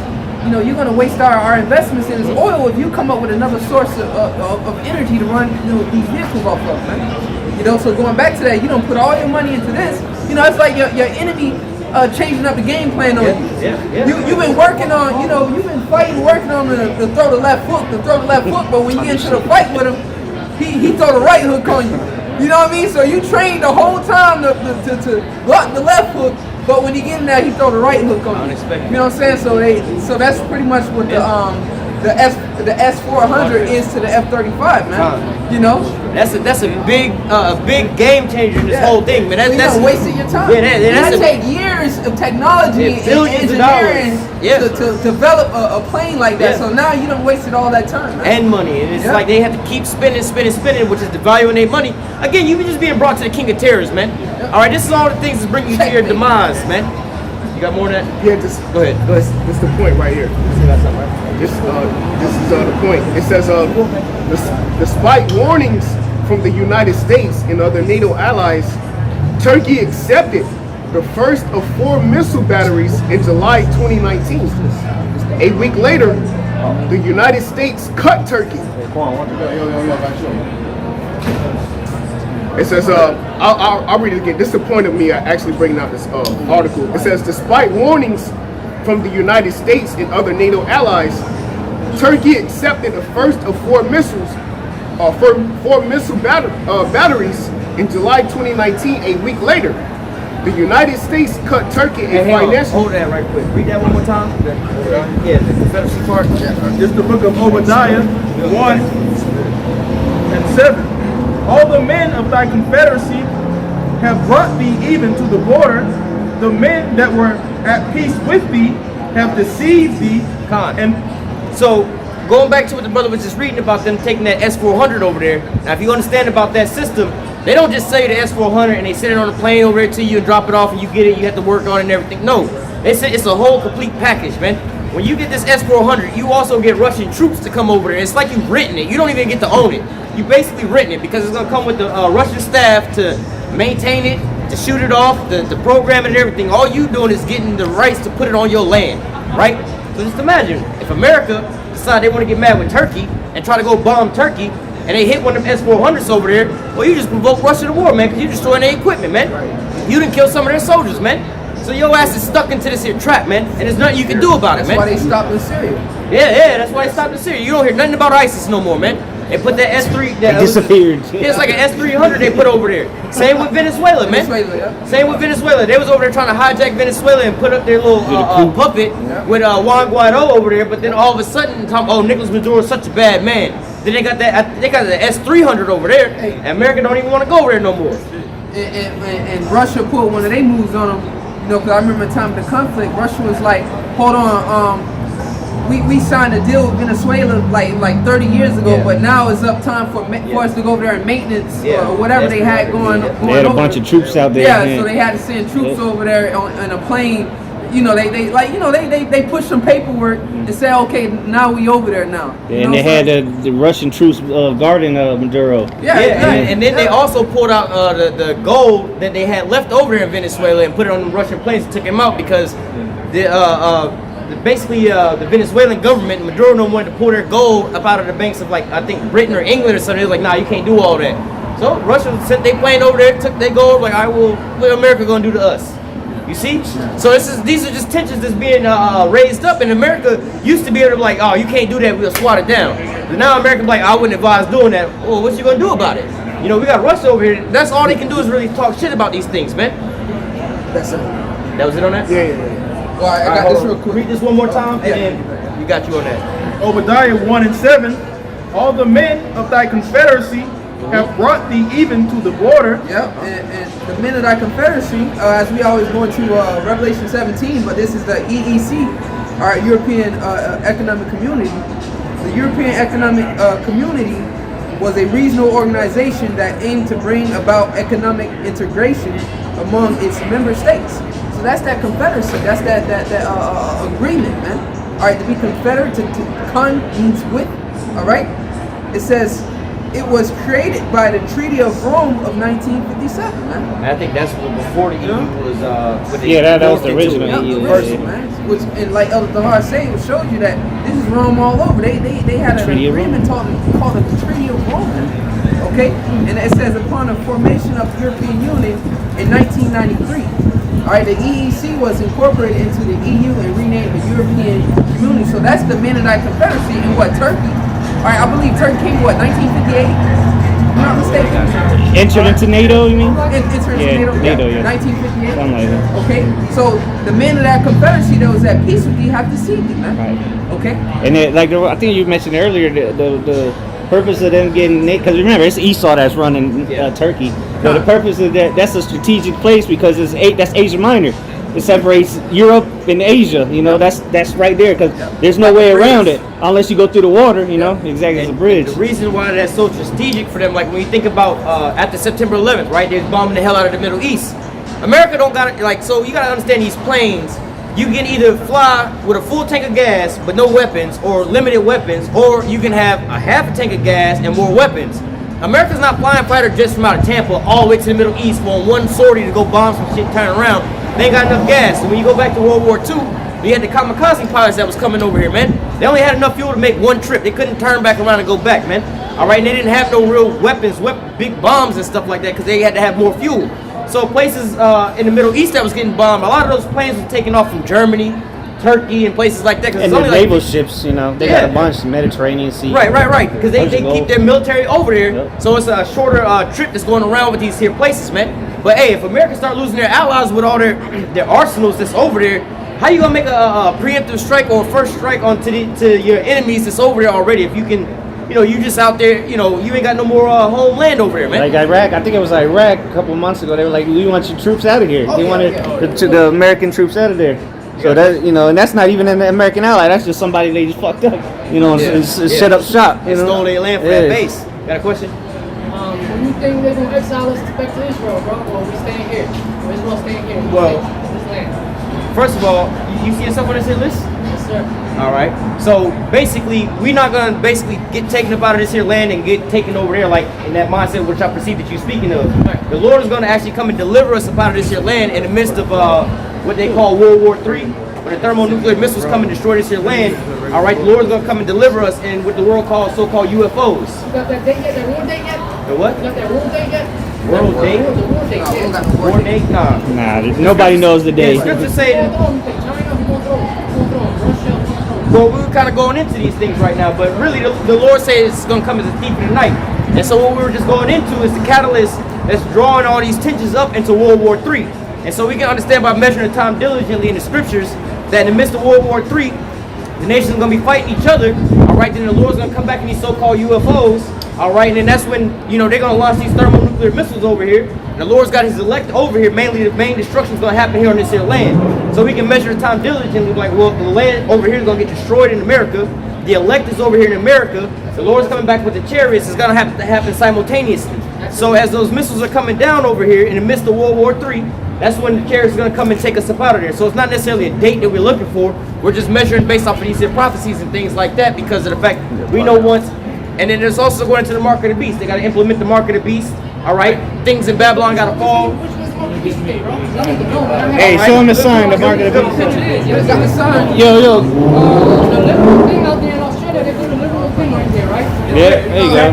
I heard. Mark of the beast over I heard. Yeah, right. That's it right there. Apple iPhone has right there, that chip in right? there. So check it out. Yeah, so is your credit card too, but it's not in you. Your credit card has a chip in it as well. Yeah, but it's not in you. This is the important part is that they don't try to put it in you. Somebody grab that in our Revelation. Let's go to the word. Somebody, no, in the God, this is. I get it. Well, read it first. Yeah, read it. Yeah, it's wisdom right there. That's the book of Revelations 13. Okay, all right, this is our Revelations. No, this is our church This is right the here. church, yeah. This is Revelations chapter 13. No, Kwong, grab it in the blue letter. He's Okay, over all right. Yeah, somebody read it. All right, come on. This is Revelations 13 and verse 16, and it reads, "And he causeth all, both small and great, rich and poor, free and bond, to receive a mark in their right hand or in their foreheads. Keep reading. And that no man might buy or sell, save he that have the mark. So real quick, you was asking about dates and times and things like that, right? The scripture tells us to measure the times diligently, and how we do that is according to these prophecies, right? So he just read about how it was going to cost all people, everybody, both small and great, rich and poor, free and bond, to receive this mark in their right hand or their forehead. So they want. Hang on. Which precept is that? Yeah, which one is on the forehead? I know the hand. Y'all see. He just read it. Yeah, but hang on, we're gonna get there. All right, because there's this thing called the Neuralink and things like that, and going into all those other stuff like that. But check it out. So it's gonna cause all both small and great, rich and poor, free and bond, to receive this here mark, so you're not gonna be able to buy and sell, right? Right now, why you got that thing on your face? What thing is? Yeah. Oh, just because the mandates, right? They mandate it. Rules, man-made right. rules. So this is you see how we're going into phase one. Right, but you see how we're going into phase one. You can't go inside a lot of these stores unless you got that thing on your face, right? So the next thing, you got the president now. He want to make sure 100 million people get basically what we call jabbed up. They want this certain thing to be injected inside of you, right? Right? You hear about them doing that, right? Everybody going out here. We can't say certain words so we don't get our video taken down, right? They trying to get people to take these shots and everything like that, right? But ultimately, they're talking about we need to be able to track and trace these people, right? So we know who got this thing, and so you can fly, we can open back up and everything like that, right? And that's where it's going to come into play, this RFID chip, so they can track and digitally trace you in real time, real quick, right? And we know that the system is going to have that high speed with no latency like that with the 5G system. You also see them put that 5G system up, right? And so now they have the whole world. This is not just here in America, but a whole globe now. They're trying to go get these jabs out and mandate all these things going on, right? So again, measure the time diligently. We know we're in a time where this is being implemented. They're setting up the system for this. We see them put up the 5G and everything like that. No man can go inside none of these stores and nothing like that. No, we got a bunch of different things. And we're in every city and every state and everything like that. Who's looking out and all that? Anybody looking out like the Lord is looking out for us. That's our leader. All the time, but an entity, according to a human being. Anybody looking out for any yeah, we look out for each other. We got a body. Okay, you got jobs. You know, yeah, of course. How you think we buy all this stuff? The money sign, you're conquering, right? What do you mean? Conquering the sign of money. Well, we gotta have money to pay our rent. We gotta pay our car insurance, car payments, and shit like this. We got jobs. We gotta pay for all these things. All right, so just a quick question. I appreciate y'all. Yeah, go ahead. You got good questions. According to this right here, that's where it's at, man. If it ain't for that, there's nothing in the world. I appreciate y'all work, man. Yeah. I would like to hang out with y'all and walk with y'all. You can find us on the internet. You can find us on the internet. One religion. Man, listen. Listen, you can find us and hear our words on the internet on YouTube for a limited time only. They about to take it down. Look, you can look up GMS. All right. And we're out here every Saturday. Yeah. Make sure y'all make it to Philly, man. Make sure y'all make it to Philly. Well, we got brothers out there too. We got brothers out there. Yeah, we got brothers in every country all over the whole world. I'll see y'all hopefully in Israel at the end of all this tribulation time, y'all. We'll probably see you after the tribulation then. Hopefully. We'll see you. Oh, we'll see you for sure, but it just depends how you're gonna get there. What route you gonna take? Yeah, which route? Your Bible, real quick. 2 Corinthians chapter 15, verse 52. Can you check that what it said right there real quick? What, it's being changed? A lot of scriptures and a lot of scriptures that say different things. You know what that's talking about, that chapter? The land of Babylon is confusion. That's what this land is. That's why there's so many different scriptures. That's why there's so many different religions. That's why I say look at 1 Corinthians. Yeah, you want it first. You said 1 Corinthians, right? No, yeah, first. Yeah. Second. Oh, okay. I know what you're talking about. I know what you're talking about. Verse 50, right? 50, he said 52. 52. All right. And the blink of an eye. All right, this is 1 Corinthians 15 and verse 52. It says, in a moment, in a twinkling of an eye, at the last trump, for the trumpet shall sound. For the last trump? That's what it says? No. Yeah, last trump, that's what it says. That's a good copy, man, because a lot of them I see, they say trumpet. I'm like, that don't make no sense. It's the same thing. The trumpet makes the trump. It's a warning. You know, you give it a warning sound. Yeah. But that's what I want to say trump or trumpet. But hey, trump is the yeah. Do you understand what it's talking about? Yeah. The more important part is the edification of it. Keep reading. Not about the trumpet. It's about the. Good Bible. Go ahead. It's more about the understanding of what's in there. Yeah. Go ahead. Right. It says, I'll read it. 1 Corinthians 15 and 52. In a moment, in the twinkling of an eye, at the last trump, for For the trumpet shall sound, and the dead shall raise incorruptible, and we shall be changed. Right. Amen. Amen. For this corruptible must put on incorruptible, and this mortal must put on immortality. Right. So, like we was going into immortal bodies. Right. So, like we was going into. Not everybody. Not everybody. Listen. You was just asking about when You got baptized. You baptized. Listen. Yeah. Listen. With You the on word. education or you not? You was talking about the nukes and when those things coming down. We told you about the so-called UFOs and everything like that, right? So again, I told you simultaneously as those are coming down, we're gonna be taken up. So in an instant, in the twinkle of an eye, we're gonna be changed. These aren't our real bodies, bro. We're not supposed to be in these types of bodies and things like that. The man. ones that are going to receive salvation will be changed. And those are And the ones that don't get salvation are going to come back in the kingdom of heaven with those new bodies. Right. Man, I wish I could walk with y'all, man. Watch on YouTube and there you go. That's all I need. Yeah. If you live out here, we're out here at the same time Every Saturday. You already know y'all sure how many shots in, man. All right, bro. All right, bro. Y'all get 8:15, 22, just get there. Yeah. He dealing with some spirit. Yeah. He's on the way. He's trying. He's Hey, trying to he's figure it out. asking. He's dealing with some spirit. Yeah, exactly. They, like he said, it was Babylon. There's a bunch of confusion. Yeah. Well, you're part of it. That's all good. We'll pick it back. Hey, but see, hey, but look, you know, this is also a beautiful thing though that's going on where our people come by and kind of inquire about certain things. You know, this is how we know somebody. Give me Matthew 24 verse 14. You know, because hey, because I had quoted this a couple of times. Let me second Ezra 9 real quick. Read that first before you read that. This is the book of 2nd Ezra 9. Start from the top. 2nd Ezra 9 and verse 1. He answered me then and said, measure thou the time diligently in itself, Right. and when thou seest part of the signs past, which I have told thee before, then shalt thou understand that it is the very same time wherein the highest will begin to visit the world which he made. Right, so the Jake that just walked up was asking us about specific dates. The Most High didn't give us no specific dates because we all automatically know how that would be. Jake would be out there to the last minute and then the next day they so-called converts, right? Like the so-called sister that walked by earlier saying she knows she an Israelite and she knew how close salvation was or judgment was, she'd be up here diligently. Because that mindset doesn't require faith at the end of the day. Right. Thinking like that, you don't have to have faith. That's why they want to ask dates, pretty much shortcuts. But you have to have faith and stay listening. Right. But then going back into measuring the time diligently, we just had a prime example of how, hey, we broke it down to you, you know, how you can measure. Like, look, man, it's gonna have to implement the RFID chip, which is the mark of the beast. You see them putting that out in the play right now. You see them with the infrastructure getting built up right now. All right, and then, you know, talking about being changed in that twinkling of an eye, that's some chariots delivering Israel up out of there in the midst of World War III as those nukes is coming down, man. So look, we can measure the time diligently in itself by the signs that we start to see, man. And the signs are put where, man? The signs are the prophecies that's inside the scriptures, man. Can you grab me Habakkuk 2 and 3?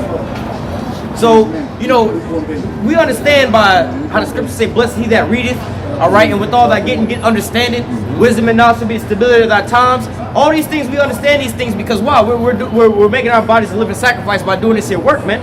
All right, where some people just, you know, again, we had a prime example of the sister, she found she is like, she back into that comfort level or resting area and everything. This is not our rest, man. We still got work to put in right about now, man. We still at war on the battlefield right now, waking up our people, answering questions for our people right now, man. Go ahead. This is Habakkuk chapter 2 and verse 3. And it reads, Habakkuk 2 and 3, for the vision is yet for an appointed time, but at the end it shall speak. And the vision is what? The prophecies, right? A lot of times our people will say, oh, hey, they've been saying that since my grandmama was around. They've been saying that since this and that. Hey, well, the vision is yet for an appointed time, man. Think about how many times they've been reading Revelation 13 and 16 about the mark of the beast, man. How many, basically over 2,000 years they've been reading about that, man. But guess what? They just now set up the infrastructure for that to be put in play right now. Now it's a time for a need for that to be pushed out, so now it's coming up. No, just to make the point that you said that, you know, they've been talking about it since their grandmothers and all that, you know, which was like 50, 60 years ago, you know, since back in those days. But that's really, 50, 60 years ago isn't a long time in the eyes of the Lord. That's all, we're still in those times. Yep. So it's relatively recent, it's relatively new. We're in the end like literally in the end time now, where they're talking about the nukes and the destruction. All right, it's on the news. I would say, just speaking as far as, speaking of as a man, I wasn't around, around 2000, the year 2000, they had the so-called 2000 prophecy and things like that. But if you was to ask me, I'd be like, yeah, I think the world ended in 2000, man. All right, or yeah, 2000, I believe the world ended, man. Because I was around before that and like born on this earth to understand what life was like before 2000 and everything. I remember the Y2K scare in 1999. We thought all the computers was gonna die off and everything. And if you was at that age, you knew what life was like before the internet was around, man. You knew what life was like before everybody had cell phones and things like that, man. You know what I'm saying? We used to go outside and ride bikes with your friends and everything like that. But now we live in a whole new world, man. But then what happened after 2000, man? 1999 was the old way. 2000 came in. We started having technology and things started increasing. Yeah, things started increasing at those points in times, which would render in the end, man. You wouldn't have these smartphones and all these different things that technology wouldn't start increasing. That was pretty much the time it started increasing, man. All right, then you also had 2001, the year after 2000.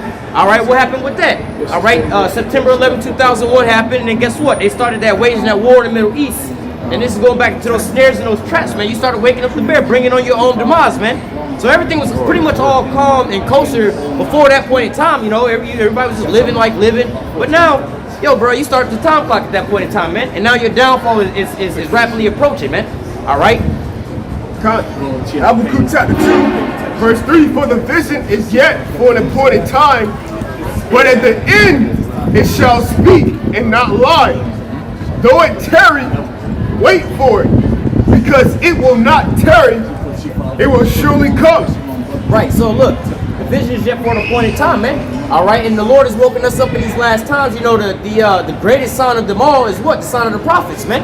All right, this is a time like, bro, again, I believe it was 2013 when the apostles started going on the internet? 2007, so what? At that point in time, you know what I'm saying? But like, yo, man, you didn't really see things like this that was going on this scale. I mean, obviously they was out before that, actually on the highways and the byways, going back to the commandment keepers and things like that, but YouTube started in 2005, they didn't get on there until 2007. And then you start having an explosion and more. So look, all these things are starting to rapidly take place at these points in times, man. The vision's yet for an appointed time. All right, a set time for certain things, man. All right, this is like you baking a cake or something like that. You put all the ingredients together, you put it in a little pan, and you put it inside the oven. And you know how like your grandma baking a cake, you gotta put a little toothpick in there or whatever, see if it's good or see if it's rising. You don't go put everything together and put it in the oven, and 2 minutes later you're looking to see if it's rising at that point in time, man. All right, that time and frame is for an appointed time, man. You boiling eggs, you put the shit in the pot and everything like that. You're not looking for cracks in the egg. As soon as you put it in there and the water not boiling, you gotta wait for it to be boiled for a certain amount of time, man. It's for an appointed time. But at the end, it's gonna speak, man. All right.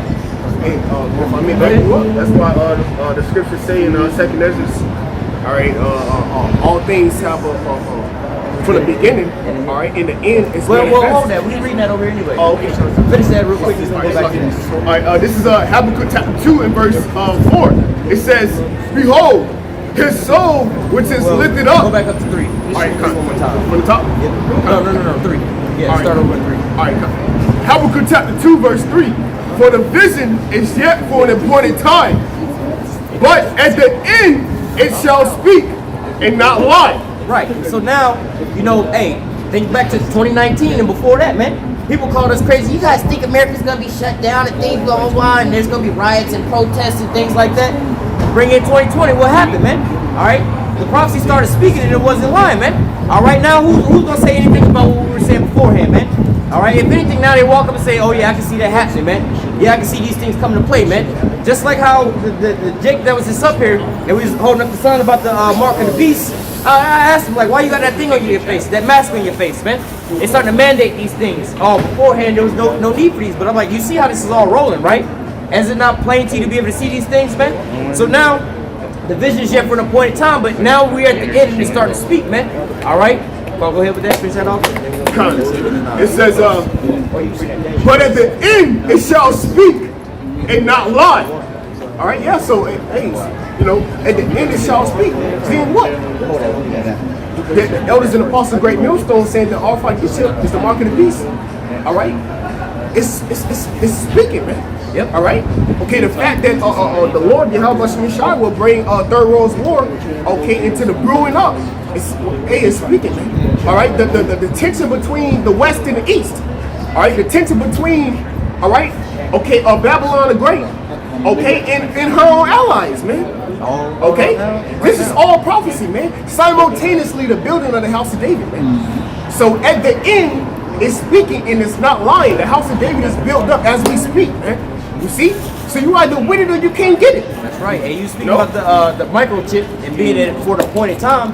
When I was probably like 4 or 5 years old, like a young Jake, man. My father told me about it one day. He was talking about the mark of the beast. One day he was gonna put a microchip inside of you, right? And you gotta think at that point in time, like, shit, we didn't get our first computer, so I was probably like 9 years old. You know what I'm saying? And I remember when AOL came out, they had that old dial-up and shit like that. They didn't really have that type of technology at that point in time. You know what I'm saying? From when my dad was telling me about the microchip, right?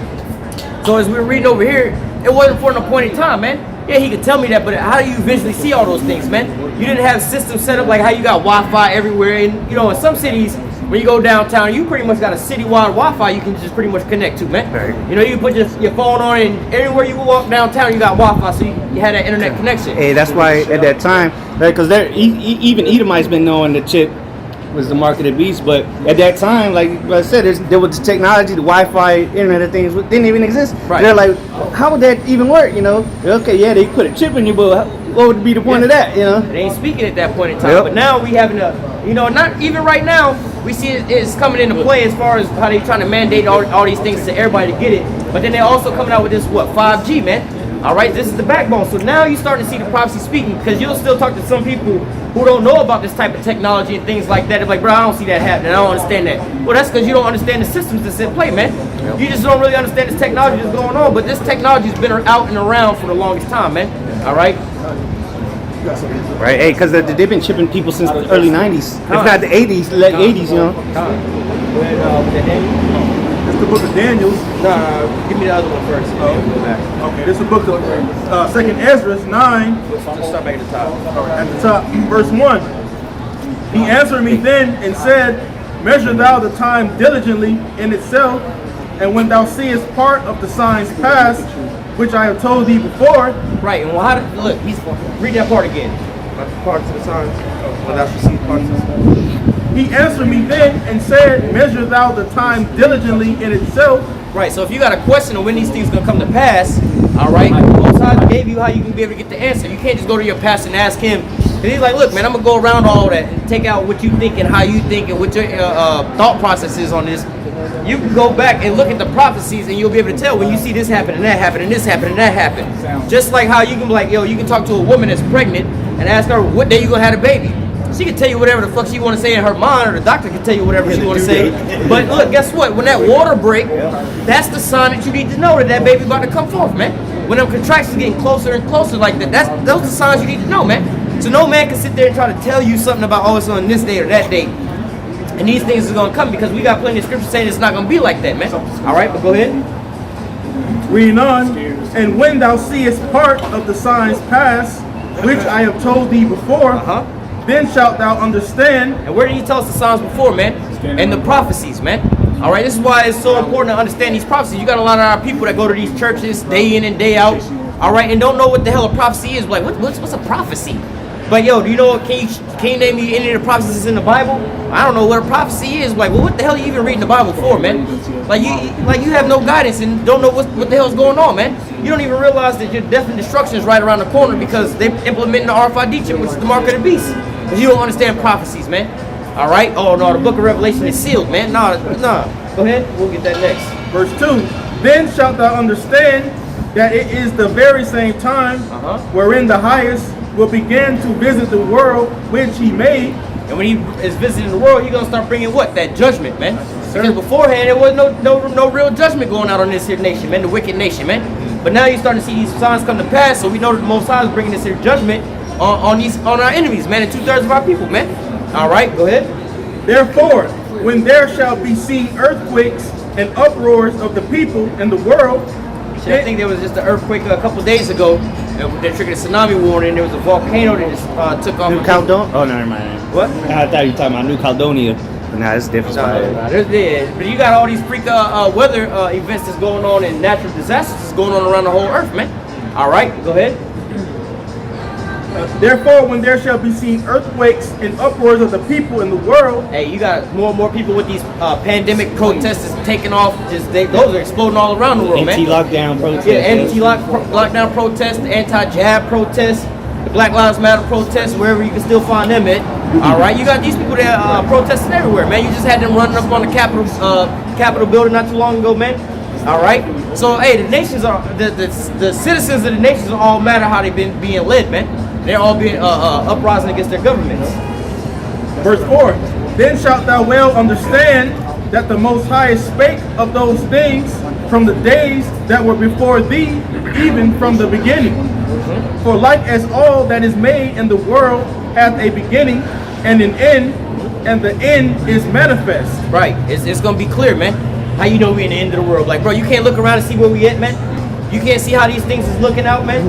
Grab me back and real quick, that's the confusion and delusion of this place, is that you can actually literally look around and not know that we're in the end phase. Yeah. You have people here at the beach, you know, at this bar, spring break, people acting a fool, you know, people doing everything that they want to do, but when you actually take a step back and look at what's happening on a world perspective, we're in the last days, man.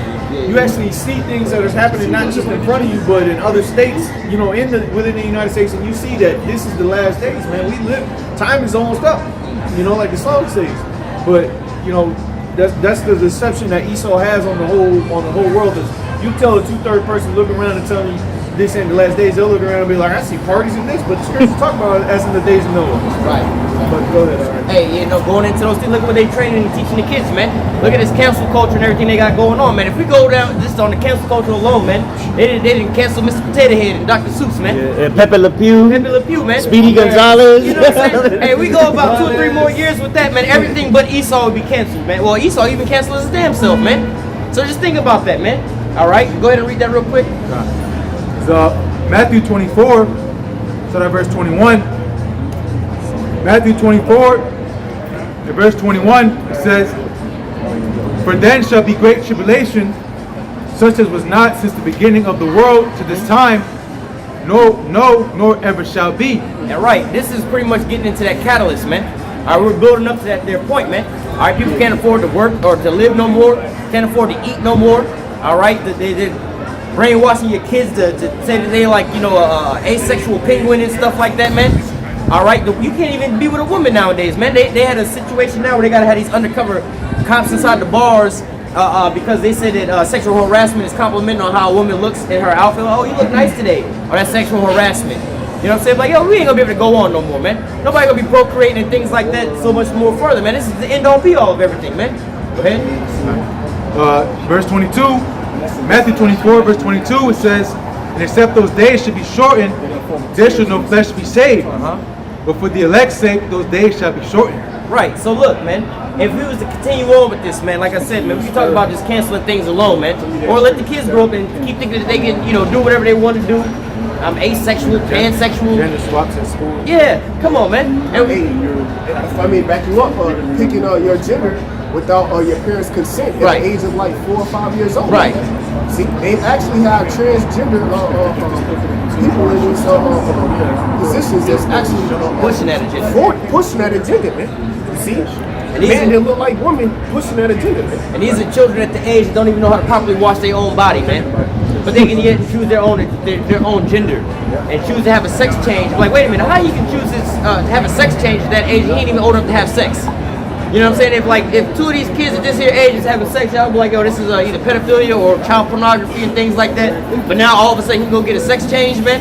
Like, this is the place of confusion, man. This place has got to go, man. You can't. You're not even old enough to buy alcohol, buy liquor, or cigarettes. Yeah. You can't just do whatever you want, but you can choose your sex. Life changes thing. You can't even go into the military at that age, but yet you can change your sex, man. You see what I'm saying? But this age, like the brother's reading, this is, you know, read it again. Oh, they was reading. Matthew 24, verse 22 says, And except those days should be shortened, there should no flesh be saved. But for the elect's sake, those days shall be shortened. Stay in there. We're going to close out at verse 14, but go ahead and continue on with that. I'm about to close out. Yeah, keep reading that. All that. It's the book of 2nd Ezra 9, back at 5. For like as all that is made in the world hath a beginning and an end, and the end is manifest, even so the times also of the highest have plain beginnings and wonders, and powerful works, and endings and effects and signs. Verse 7. And everyone that shall be saved and shall be able to escape by his works and by faith whereby ye have believed. Right. So going into that, you know, these people that's going to be saved, they want to hear the word being preached, man. They're hearing it and then they're believing it. Real quick, give me that Matthew 24 verse 14. So Matthew 24, going up to verse 14. Matthew 24, verse 14, it says, "And this gospel of the kingdom shall be preached in all the world for a witness." Real quick, this gospel, man. Because you got to understand, when the so-called white man brought his little red ass over here, all right, and those slave ships, man, that was pretty much them preaching the so-called Christianity that you know into the four corners of the earth, man. All right? So at that point in time, the end should have came, man. Because when Columbus and them came over here, they was bringing this so-called Christianity and everything like that. So the whole globe had known about the so-called white man Jesus at that point in time, man. But we've been over here for almost 400 years. How come the end hadn't come yet? How come you ain't seen no signs of anything decaying from that time, man? All right, go ahead. Matthew 24, verse 14, it says, "And this gospel of the kingdom shall be preached in all the world for a witness unto all nations. And then shall the end come." Right, and since, you know, like we was speaking about earlier, our teachers and our apostles and their teachers,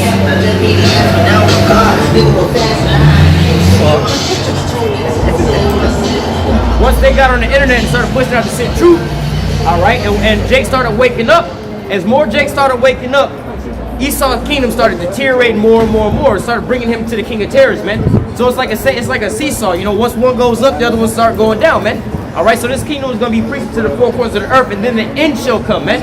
All right, we're watching the end being brought forth. All right, let's finish off on that. 2nd Ezra 9, verse 7. And everyone that shall be saved and shall be able to escape by his works and by faith whereby ye have believed. Right, and that believing come from hearing. All right, hearing this word that was preached unto the four corners of the earth, man. All right, go ahead. You got something to say? No, this is great. Oh, go ahead. Shall be preserved from the sad perils, and shall see my salvation in my land and within my borders, for I have sanctified them for me from the beginning. Right, keep going. And that's the elect, man. All right, go ahead. Verse 9. Then shall they be in a pitiful case, which now have abused my ways, and they that have cast them away despitefully shall dwell in torments. Right, this is talking about 2/3 of our people right here, man. All right, because see, look, go read that from the top again. Verse 9. Then shall they be in a pitiful case, which now have abused my ways. Right, and they're abusing the ways, like we had the Jake's sister that walked up earlier. So I'm an Israelite, but you abusing the ways. Huh? She said, but not today. Yeah, but not today, yeah. But you abusing the ways. The Lord's got the minute of the Lord out here, right? But then you see the other Jake brother come up here, he inquiring about certain things, right? She didn't ask no questions about nothing. She just wanted to be seen as an Israelite, man. Abusing the ways, man. The Most High got a gruesome death for you people out here, man. Because that's so disrespectful that not only did he set up men that's out here sacrificing their life, he had you walk by them, but you the one wanted to be seen, man. The Most High is the one that wants to be heard right about now, man. All right, he don't want to hear what the hell you got to say, man. Come over here and tell oh, I'm an Israelite. I know I'm an Israelite. We don't give a damn about what you got going on. We knew you was an Israelite from when you walked up, man. All right, we know that you still got them curses on you about how you was dealing, man. And you don't got your head covered. You over here smoking cigarettes. You doing all kind of wickedness, wearing men's garments. Like, so what did you really learn besides you an Israelite, man? And it does say it's not permitted for her to speak. Right. Yeah. She came to the church and opened her mouth, man. Yeah. Like, come on, man. Go ahead. Let's finish off with that. Verse 9. Then shall they be in a pitiful case, which now have abused my ways, and they have cast them away despitefully. Right. And you still have some of our people that know, like we had that one Jake that walked by, like, oh, y'all the Israelites. Yeah, so my cousin is an Israelite up in so-and-so, so-and-so. Like, yo, but you know about this, but you don't want to hear it? You know what I'm saying? You know the Most High is, or Yahweh is over here in this here building, but yeah. Hey, cuz, Yahweh over there in that building, cuz, but you don't want to go see him? You point to everybody else to him, but you don't want to go see him? So you think he's going to go and save you when it's time to get up out of here, man? Come on, man. Go ahead. Shall dwell in torments, for such as in their life have received benefits and have not known me. And they have loathed my law while they had yet liberty, And when as yet place of repentance was open unto them. Right. So going into these things, man, they had the liberty, you know what I'm saying, and they got these rewards and they got these benefits. Because what are the benefits and things like that? The benefits is going into the fact that, look, the Most High set up people that look like you, that grew up like you, the same hell. We not these so-called pastors where people say, oh, you can do a pastor, you holier than that. No, man, we grew up in the same hoods and projects y'all grew up in, did the same shit, came from the same life and everything. So we get it. We understand what y'all going through, man. All right, we still out here. We still got jobs. We got to go to work, pay taxes and everything else like that, man. We come from the same cloth, man. All right, but yet you despise all these things, man. You took these things for granted and everything else like that, man. You had the benefit of the doubt that the Most High took somebody that looked just like you that you can relate to give you this here word, man. But you still spewed it in his face, man. All right, go ahead. And when as yet place of repentance was open unto them, understood not, but despised it. The same must know it after death by pain. Right. So again, the place of repentance was open unto you. And we had two different examples. We had one that came up and he was inquiring about the truth. Where can I hear this? Where can I find this? Where can I get some more? I need this in my life. Right? The other one come up, oh, I'm an Israelite. I know I'm an Israelite, but I just want to be seen. Man, come on, man. You're despising the truth, man. You're despising the word. You're despising hearing the teaching, man. The teaching is not pleasant unto your ears, man. You'll hear them, but you won't do them. Yeah, she just knew the sweet, you know. Yeah. She didn't want the bitter though. Yeah, you didn't want the whole truth. So I mean, at the end all be all, you like, yo, you didn't eat the whole roll, more or less to say, man. You forgot about certain things that was in there, man. You forgot about the important things that was going to actually get you through, man. Yeah, you sat down at the table and you was eating the bread and everything that they gave you, but you didn't actually eat the fulfilling meal, man. There's no real nourishment in that, man. All right? Any brothers got any precepts or anything that they want to bring out? Nah, go ahead, close out. So with that, we want to give all praise, honor, and glory to Yahweh, Ba'ashem, Yahushai, Ba'ashem, Rakakodash. Double honors to our apostles and elders, a great millstone that taught us this truth and that we're well. And salutation and much love for you out here pushing this truth and sincerity over the four corners of the earth and enduring afflictions to feed and edify the elect. So next time, stay strong. Shalom.